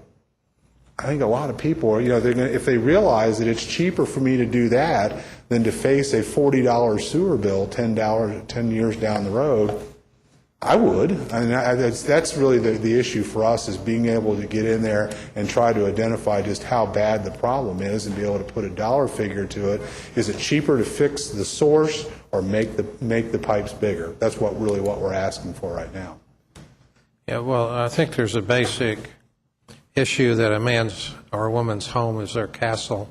Sure. And so, it's intrusive to go into someone's home and do inspections, but at the same time, if they're violating our ordinance and basically cheating, the sanitary sewer system by discharging in there illegally, that's I guess it's hard to balance those two issues out. It is. And like I said, every other city has balanced that as well, because you're right. It's like you knock on the door and say you're here from the government, and that's not a good entryway into anybody's house. That's why I had suggested initially is that if you dealt with it, the property transfer part of it is that, you got somebody coming and somebody going, and maybe it's a little bit easier to be able to deal with. Well, as that saying goes, just that the scariest words to be heard is, "I'm from the government. I'm here to help you." Exactly. Yes. So, but have you got any successful program that's been done for that in any other city that you've been able to find? Well, like I said, I think that all of them have been able to make some progress in that area, but to any of them to say that it's all a big fat success. Statistically, EPA says nearly 50% of the extraneous water that gets into a system comes from private property. And I think realistically, you're never going to get it all, but you try to get some type of percentage of it that works out with your costs. And so success is relative, I think, in different people's perspective. The most recent ones I've talked to is that they always go into it with glowing expectations, and they maybe don't call it a success because it's not as easy as what they hoped it would be. Thank you, Mr. Martin. Thank you, Mr. Lane. Councilmember Martin. Thank you, Chair. So, Charlie, the private property disconnections where we have water getting into the sanitary sewer system, what portion of that large project is contained in the $500 to $8 million? I'll have to get into that, find out how much of it is. I don't believe any of it is in there right now. You don't think any of it is? No, because remember what I said, I'll have to huddle with my folks, but that $500 million to $800 million is assuming no I&I removal. So we put that up there as the worst case scenario, is that if we go in and are able to figure out ways to reduce the amount of inflow and infiltration, I think that number will lower. That's the expectation. And I guess that's where I have some heartburn, because, clearly our biggest problem is water infiltration into the sanitary sewer, and yet the big project doesn't really address that. So we clearly have to move, and obviously we've got a task force to do something, but to move forward on getting these disconnected, because that's really the main source of the problem. Is that? Right. and I don't disagree with you. But remember, in the plan, we're not committing to a $500 bill. We're committing to a 2-year storm, or a 5-year storm, or a 10-year storm. That's what we're going to design for, and say we're not going to have overflows during those storm events. Is that what we try to give you is the worst case cost scenario, so you could have some idea of how bad is bad, and then, but you allow us with appropriate ordinances and policies to support us to go in and get rid of some of that water, and we deliver a $500 million project for $380 million, then we're all heroes, I guess, for as long as you can be at a $380 million. But if we go with a 2-year storm proposal that says we're going to get rid of 25% of the private property I&I, but we can't get in those people's houses, we're going to miss the target. We're going to end up with a plan submitted that we couldn't deliver. Because right now I don't have the ability to go after 25% of the private property I&I. And we're going to have a certain number of the population that won't be able to afford it. You'll have indigents and folks with low income who basically can't afford the $1,500, $2,000 to do the disconnection. So, you see, we're already paying for that. You know, this year's budget request in the mayor's budget is $500,000 a year, and we spend about that much every year. You know, I think that since that's already kind of built into the program, continuing that is, you know, it's just continuing to be aggressive about it. One thing I'd like to do is have it more focused. And on a mandatory level is that when we're working in a particular neighborhood and we're out here fixing all the public system, that every house that has a subfloor or basement crawl space, that we're able to evaluate that and disconnect it from their sanitary sewer lateral and get it someplace in there to where we're not treating it, because we'll get a double whammy for the amount of water that's reduced coming from that neighborhood. Are we paying for the Beaumont disconnections, or is that the private homeowners paying for that? So we're paying for that. Yes, sir. And that's sort of a pilot project. Now, it's been going on since 1998. We have, as a government, we've paid for nearly 1,400 sump pump redirects since, I think, 1997, maybe. Let's look at Ms. Gordon or Mr. Farmer, because they've been around as long as I have. I think this started out as a pilot project in Mr. Stennett's district when Al Mitchell was in his seat. That tells you how far back it goes. And I must have misunderstood you in a previous conversation. So this is just going to be, you're in Beaumont near the Beaumont Middle School, and so this is just the next phase of trying to do disconnects. Yeah, what we try to do is that if we target an area where we're going in and fixing the neighborhood sanitary sewers, we try to layer on top of that sending voluntary letters to people asking them to redirect their sump pumps on our expense. Because reason we went into that neighborhood is because our flow meter showed that it spiked like crazy when it rains. When we're done with the redirects that are voluntary, when we're done with the sanitary repairs, I want to come back in and see how much we've reduced that spike, because that'll tell me how much gallons I'm getting out per dollar. It's something for me to be able to establish future benchmarks on. Thanks for coming in today. Okay. Big project. Sorry to keep talking in engineerese. I know I keep wandering off here. It's a lot of money, so we got to kick the tires. So it's very complex too. It's a lot of money and very complex. Which is, frankly, one reason I'm concerned about having everything combined into one department. That's another discussion. Thank you, Chair.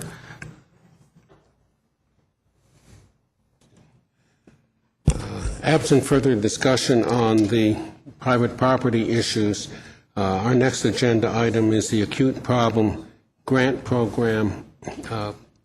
I don't know if that's a proposal, but it is a question, and I think Councilmember Martin, that you wanted to bring forward, and perhaps you wish to speak to that now. Well, this came up at the last meeting, and I didn't realize I was going to be the presentation on this, so I will do my best to fulfill the agenda item with something that's appropriate. But we have a lot of facets, as folks may be watching, to our sanitary sewer problems and our storm sewer problems. While we undertake these extremely large projects and gear up to hundreds of millions of dollars in expenditures, we have homeowners who are currently getting sewage in their basement, every time we have a big rain. And so my thought was that to take a sort of multifaceted approach where while we undertake this large project, we try to do some small remedial measures to take care of some folks who are particularly hard hit by this. And so we address it sort of at the local level as well. And I know Charlie, you and your department have been just terrific on working with folks at the local level, individual homeowners and their neighbors, and some of the problems like that. And so the question is how can we put together a grant program, I guess through the sanitary sewer fund, is that correct? Mm-hmm. And what do you need from us in order to try to do that? And I'd be happy to make a motion if that's where the group is headed with that. But the idea is that we would either work with homeowners to do some pumps or to cap lines off or things like that. If you allow me, I'll couch a little bit of what your intro was as far as what the issue is. Over the years, the Division of Sanitary Sewers and now Water Quality, we've installed what are known as backtrap valves, or they're one-way valves on people's sewer laterals. In some cases, they've proven to be fairly effective. In other cases, maybe not as effective. One of the problems with them is that there's no notation, is that if Councilman Martin sells his house to Councilman Lane and doesn't tell him there's a backtrap valve there, is that if the sewer surcharges and that valve closes and he's upstairs taking a shower, he doesn't even know it. So in some cases, he may flood himself, his basement, because it can't leave his house. And so those things have been problematic in that sense, is that just over the years that they aren't been well maintained because it was the property owner's responsibility, or they just didn't work well, or the people didn't know they were there. Up until recently, I kind of had been resistant to this, but I'm coming more along the lines of your thinking is that we've got to do something. While it's going to be a marathon in fixing this system, and we've got to take steps to provide a level of protection for folks who have reoccurring problems. One of the things that's been on the table is a grinder pump. You can use pumps and install them in people's basements and essentially be able to separate their plumbing in many cases. Your upstairs plumbing comes in and it sometimes ties into a separate stack than from where your downstairs is. And if you could put the downstairs on a pumping system and let the upstairs go by gravity, now you've got protection from a backup in your basement, because the water's not going to back up through that pump. And because the upstairs is higher than the street level and higher than the manhole that's out in front of your house, that if there was a gargantuan rainstorm, it's going to come out of that manhole before it comes out in your upstairs, because water seeks its highest elevation. The only concern that I have about it, with the exception of financing, we'll talk about that in a second, is moving the problem. Is that you're going to spend money and you're not getting rid of any water out of the system. You're just essentially putting a plug in that dike. And, the little Dutch boy, you end up doing this thing. And that would be the only concern that I have about that, is moving the problem to a unknown or unwitting neighbor. Now, that being said, is I think that within certain cases we can look at these things and try to do it intelligently. It goes back to what I said before about moving things. If we're going to move it, let's at least move it to someplace that's inconspicuous and minimizes, the exposure to public health in the interim. Doing basements makes it a little more challenging than it is doing people's yards. We're looking at using bolt-down lids in certain locations to try to protect people's yards or their property. But long story short, I'm certainly open to this, more so than I was a year ago, because I got really caught up in the worried about moving it and forgot about the current problem we have, which is the person who's having the problem right now, and that there is no budget for it right now, and that we would have, if the council, if the committee, and ultimately the council, through the course of the FY12 budget, elected to put money in there to start a pilot program, we would do that. And I hear your concerns about moving the problem down sort of further on. I guess my thoughts about that is there's not really an engineering difference between a grinder pump and just simply capping the basement off.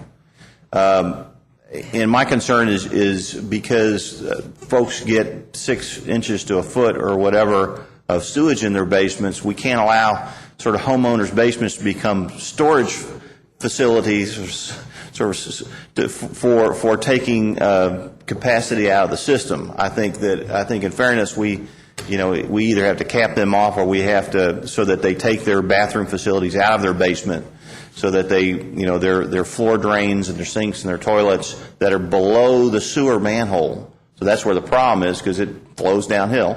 And so there's not really a engineering difference between that, between capping those off and taking those out of the system so it doesn't back up, or having a grinder pump and mechanically moving out of that. And the capping might be even, I don't know, might be less of a, at least you take away contributions to the system, but I guess arguably people aren't flushing their toilets downstairs during flood events. You've probably heard this too. I mean, obviously, it's hard to ask somebody you can't use part of your house anymore. That's kind of a tough sell. Goes back to I am from the government, I'm here to help you, and you can't use your downstairs anymore. You've convinced me of that. It goes back to what I said before. I think over the decades that people who've had problems have taken matters in their own hands, and cumulatively it has gotten us where we are today. And you and I talked a little bit a couple of weeks ago in the back as we left here, and you kind of convinced me is that this is another one of those steps as to where urban county government, because of this consent decree, we're going to have to get out in the lead in dealing with folks' drainage problems and give them real solutions. If we can get to the end of this, it's going to cost us a whole bunch of money. But if we can get to the point to where people don't have water or sewage in their basement every time it rains, and we may end up being viewed as heroes as well, because it is a reoccurring problem. So I guess just to say that I'm willing to do whatever it is that you folks would like to do. My main problem is going to be right now is I don't have a funding mechanism in my current budget to do this, if that's what the will of the committee is. So how much would we need? What are we talking about? Depends on how many that are out there, but based on the estimates that we had back in, I think it was 2002, we had a pilot study done then.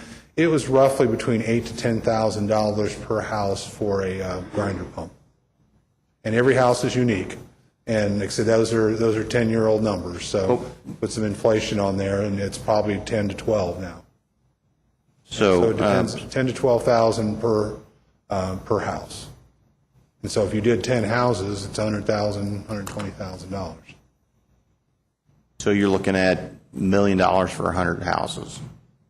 I can't imagine we have 100 houses. I would be surprised. And one of the things I would be concerned about, it goes back to my comment about the backtrap valve. As soon as you get one guy who gets it, or one resident, then the other 5 are lining up, because they're like, wait a minute now, is that if this person has it, well, what about me, what about me, what about me? Well, I guess so you could see that it could start growing exponentially. But I'm looking for something right now here, is that recognizing that not everyone, unfortunately, I wish they would use Lex Call, but they don't. But I was looking in here that we had a flooded basements. I know that on our cleanup list from the 12th, we had about 25 homes that were calling us, asking us to report to their house or our contractor to perform sanitation method, including some of the ones that were in your district. So that gives you kind of I don't think it's 100. I would be shocked if it was 100. That'd be unfortunate and scary if it were 100.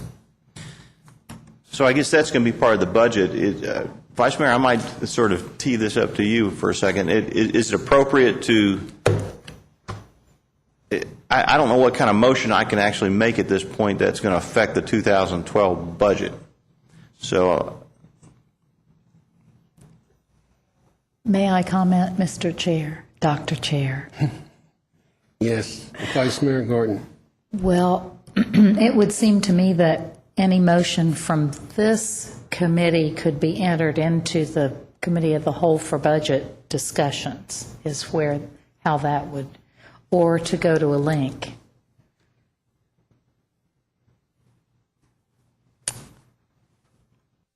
So how much money do you need? Actually, my inclination would be to start out with we start a lot of these things as pilot projects, because the question, it's not going to launch right away, because who does it?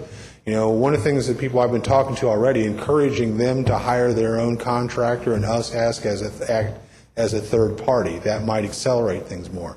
I would start out with no more than $100,000 as seed money to do this, and we'll adjust depending on what the participation is. I don't particularly think that you'll go through all that, but I've been surprised before, so I'll be surprised again. But I think that $100,000 is a very safe amount. If that's the will of the group, I'm hoping that out of $43 million worth of revenue that we'd be able to deal with that. I guess at this time I'd like to make, if it's appropriate, Chair, make a motion that the committee recommend to the full council the establishment of a grant program in the 2012 budget with a funding amount of $100,000 to be developed using criteria developed by law and the environmental department. So moved. Councilmember Blues, before you get a second, if you could recognize Councilmember Kay. Right now, you don't have a quorum without Councilmember Kay.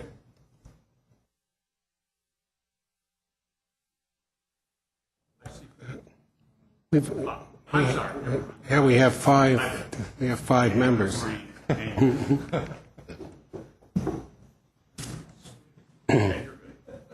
Do I hear a second?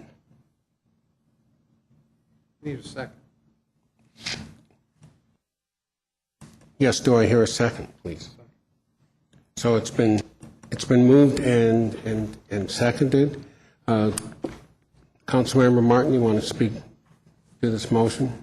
I think we've covered it. I think it's a pilot grant program to start with. A fairly modest $100,000 would probably address maybe 10 homes. And what I'd like to see is that some criteria be established, that there's a history of chronic flooding and chronic sewer backups in order to apply for this. And so I would, if the council decides to establish it for the 2012, that we could have criteria so that there's just not a big run on this money, and but it's used for really the worst cases and folks who have really serious chronic problems with their sewer backups. Councilmember Gorton. Thank you, Dr. Blues. Have you already met with your link? Yes, we have. 2 weeks ago? Yes. So this could not come to the link. I guess I'm thinking about our budget process that we have in place, and we do have a place where council will bring recommendations. So are you thinking this would go to that point where we discuss recommendations from council in terms of budget? I'm just thinking of where this could go to make it most effective, since the link's already met. Well, there's obviously opportunities for the council to individual council members, but I would hope also this committee to certainly voice our recommendations to the full council. And so I'm open to suggestions as to a particular meeting you might have in mind. But at this point, I think we're trying to find out whether this committee desires to pursue that. Because if we don't prove it in this committee, then obviously we don't have to worry about the logistics of it. Right. Well, what I'm thinking is the deadline for proposed items for the budget is May 27th. That's for individuals. You said the link is met, but they haven't reported out yet. I think the easiest thing to do is when that link reports out, that it be mentioned or recommended that assuming this committee wants to go forward with that you mention it, that it gets brought up then, or if not brought up then, at the 27th. Well, in the past, we've had 5 or 6 council members sort of pile on to put in a recommendation, which this could be from our committee. I mean, it doesn't have to be an individual council member who makes the proposal. And Are all the Links members on this committee? So then technically it can't be a Link recommendation, because the Link hasn't heard this. So I'm just thinking about the process, and it seems to me this could go forward if we approve it to be a council member recommendation, and there are how many council members who will vote on it? We would all be the council members to propose it, those who vote for it. So it gets on the list. Sure, I'm You fine don't with that. Yeah. And I don't know if we had to have to be that technical, but I'm happy to be as. But I think there are sufficient number of council members here to do that. You know, and also I remember when we set up our new committee structure, the idea was that our links will be tied to the committees. This was originally supposed to be the link for these issues, and so I certainly think it's appropriate and certainly in the spirit of our new structure that this committee be allowed to make a recommendation for the budget that at least is considered by the council. Councilmember Lane? Yeah, I think that another possibility, too, would be that Mr. Martin could talk to the Links Committee and say that, we referred this as a possible idea for budgeting, and he could discuss that with him individually, maybe. And then the other aspect, it could be referred into the Budget and Finance Committee, which will be a committee of the whole. We review the budgets anyway. That this idea came up after the Links meeting had been held. But that wasn't really my comment. My thought is I like this idea, but I would like, if we were able to fund this and implement it, that it would be sort of like a test, and then we would maybe do 5 or 10 homes or whatever. But then after it's been done, we would go back and actually meet with the property owner and get an assessment of how effective this has been so that we could determine whether this was a good investment for the Urban County government to make to cure this acute problem, or maybe it didn't really fix the problem. Or have you already done enough of these that you feel like this works and there's no question about it? No, sir, we haven't, and I'm with you 100% on that, because we don't want to keep doing it. One of the things that I've struggled with in thinking about this over the last couple of weeks is that, one of the areas that I would be particularly focused on is that we're going to have a schedule to make all these repairs. If you're further out on the schedule, maybe you get more points, because you don't want to go and invest a bunch of money on one you're getting ready to fix and solve the problem, but ones that are you don't have to wait a couple of years. This is their relief until you get to me. But yes, we're going to have to constantly reevaluate, and I agree with you 100%. We will do that. Yeah, and another possibility that we might look at is not paying 100% of it, maybe having a match grant so that we could get more bang for the buck. At the same time, helping the property owner eliminate a problem in their home. I think our limited research has found that Cincinnati, Louisville, other communities are already doing this. As I said, we won't reinvent the wheel. We'll look and try to take the best and brightest from their program, run that through law, and then report back to the committee as far as what direction we're headed. Thank you. Councilmember Gorton. Just quickly, with the motion, if the motion passes, Councilmember Blues, would you bring it to in terms of the process when council members bring forward motions? Would that work for you and for the committee? Yes, if the motion passes. Okay, thank you. I do have some questions. We're talking about putting or recommending the funding of a program. Do we have a sufficient structure for it? That is, do we have preliminary criteria? Is this feasible as a test project? We have a solutions manual that was produced back in 2002, and we actually piloted this. There weren't many takers back at that time frame, and I'd have to really go back through the report to figure out why there wasn't very many takers. But I think we had targeted 4 homes throughout the urban service area, and I only think that one of them actually took us up on it. The idea of having a sewage pump in your basement, I think in a lot of cases, wasn't attractive. But that's not the only option here. There are other options because each people's basements, the plumbing configuration is unique to certain styles of homes. So anyway, I think there's a framework in place that 2002 study would have to be updated to kind of bring it a little bit more current. From a manpower standpoint, again, that's really a function of level of interest, and it's one of the reasons why I suggested a conservative dollar figure, because I think I would be able to absorb that within my existing manpower, and as Councilman Lane suggested, that we evaluate to see did we really accomplish what we intended to, and then we could go from there.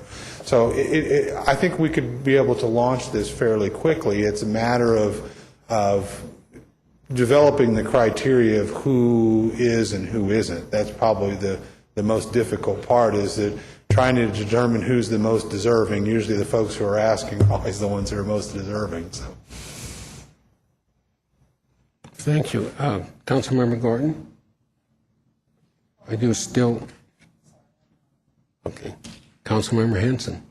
I wanted to ask that you repeat the motion, and then I think I have another.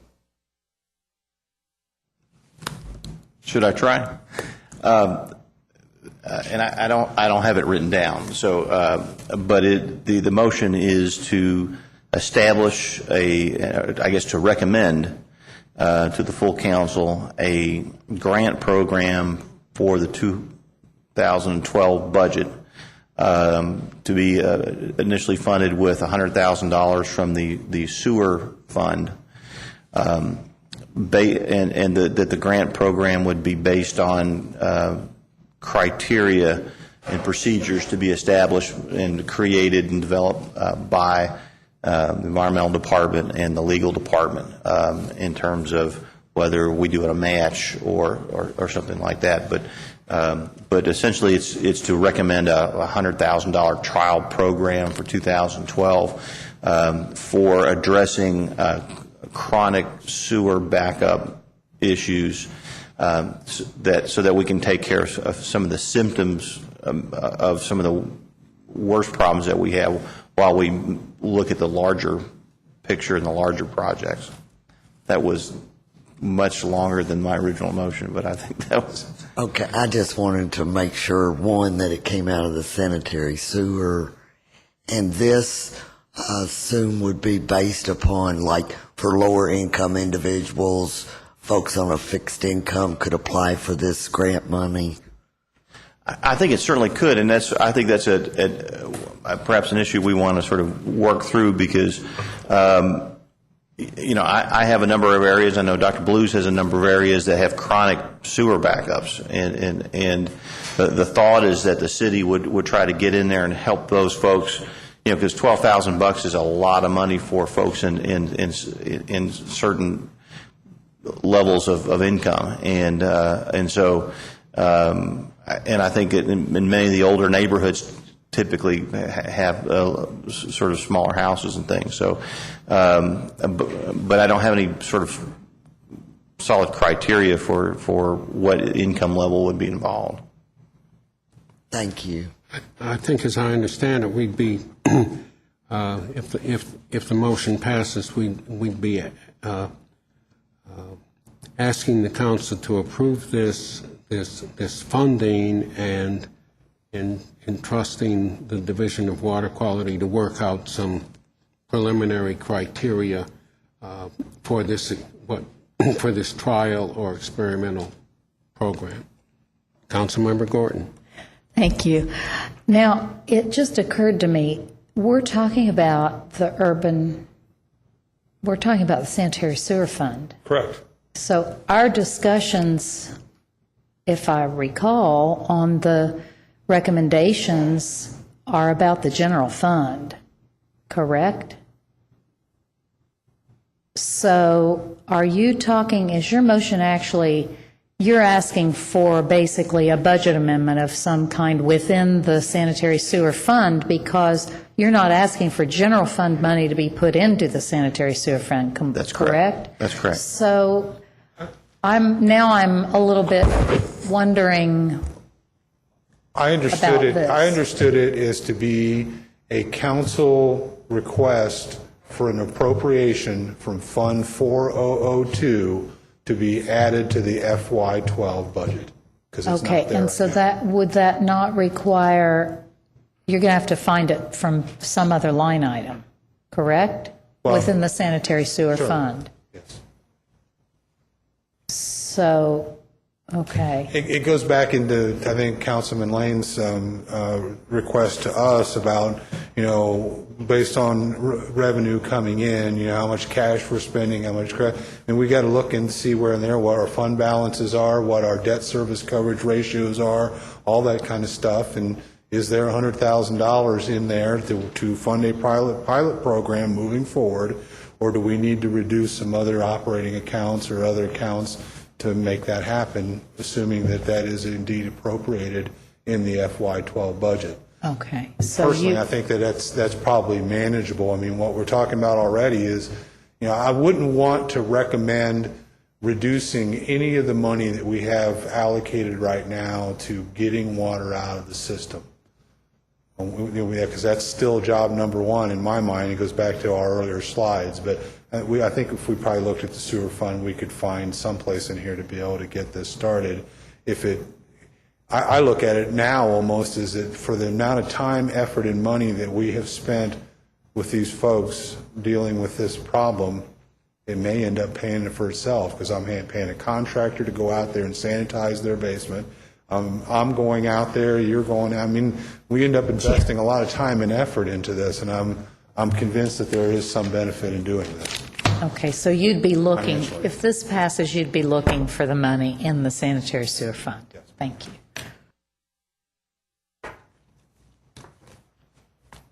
Is there further discussion of the motion? Seeing none, all in favor of the motion, please say aye. Aye. All opposed? And the motion passes. Thank you, Chair. Thank you, Mr. Martin.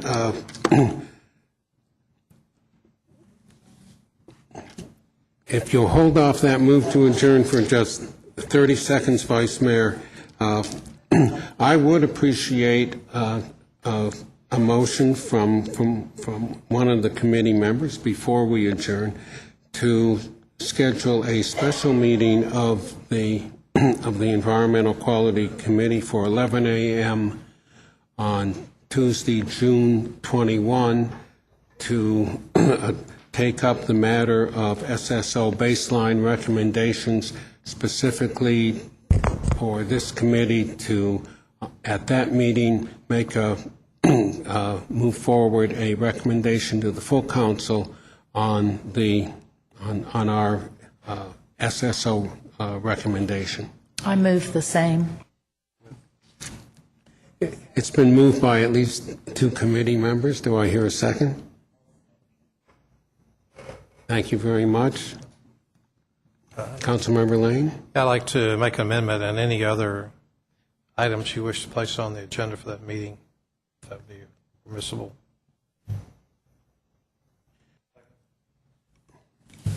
I will be happy to do that, depending on whatever time constraints you might be facing that day. All in favor of that motion, please say aye. Aye. All opposed? And that motion carries. So that was it. Mr. Chair. I'm sorry.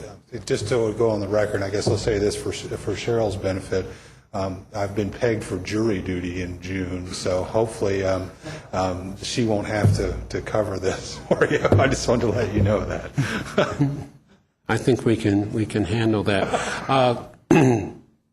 I think Councilmember Lane that we can that amendment was a friendly amendment and it was so understood by the seconder of the motion.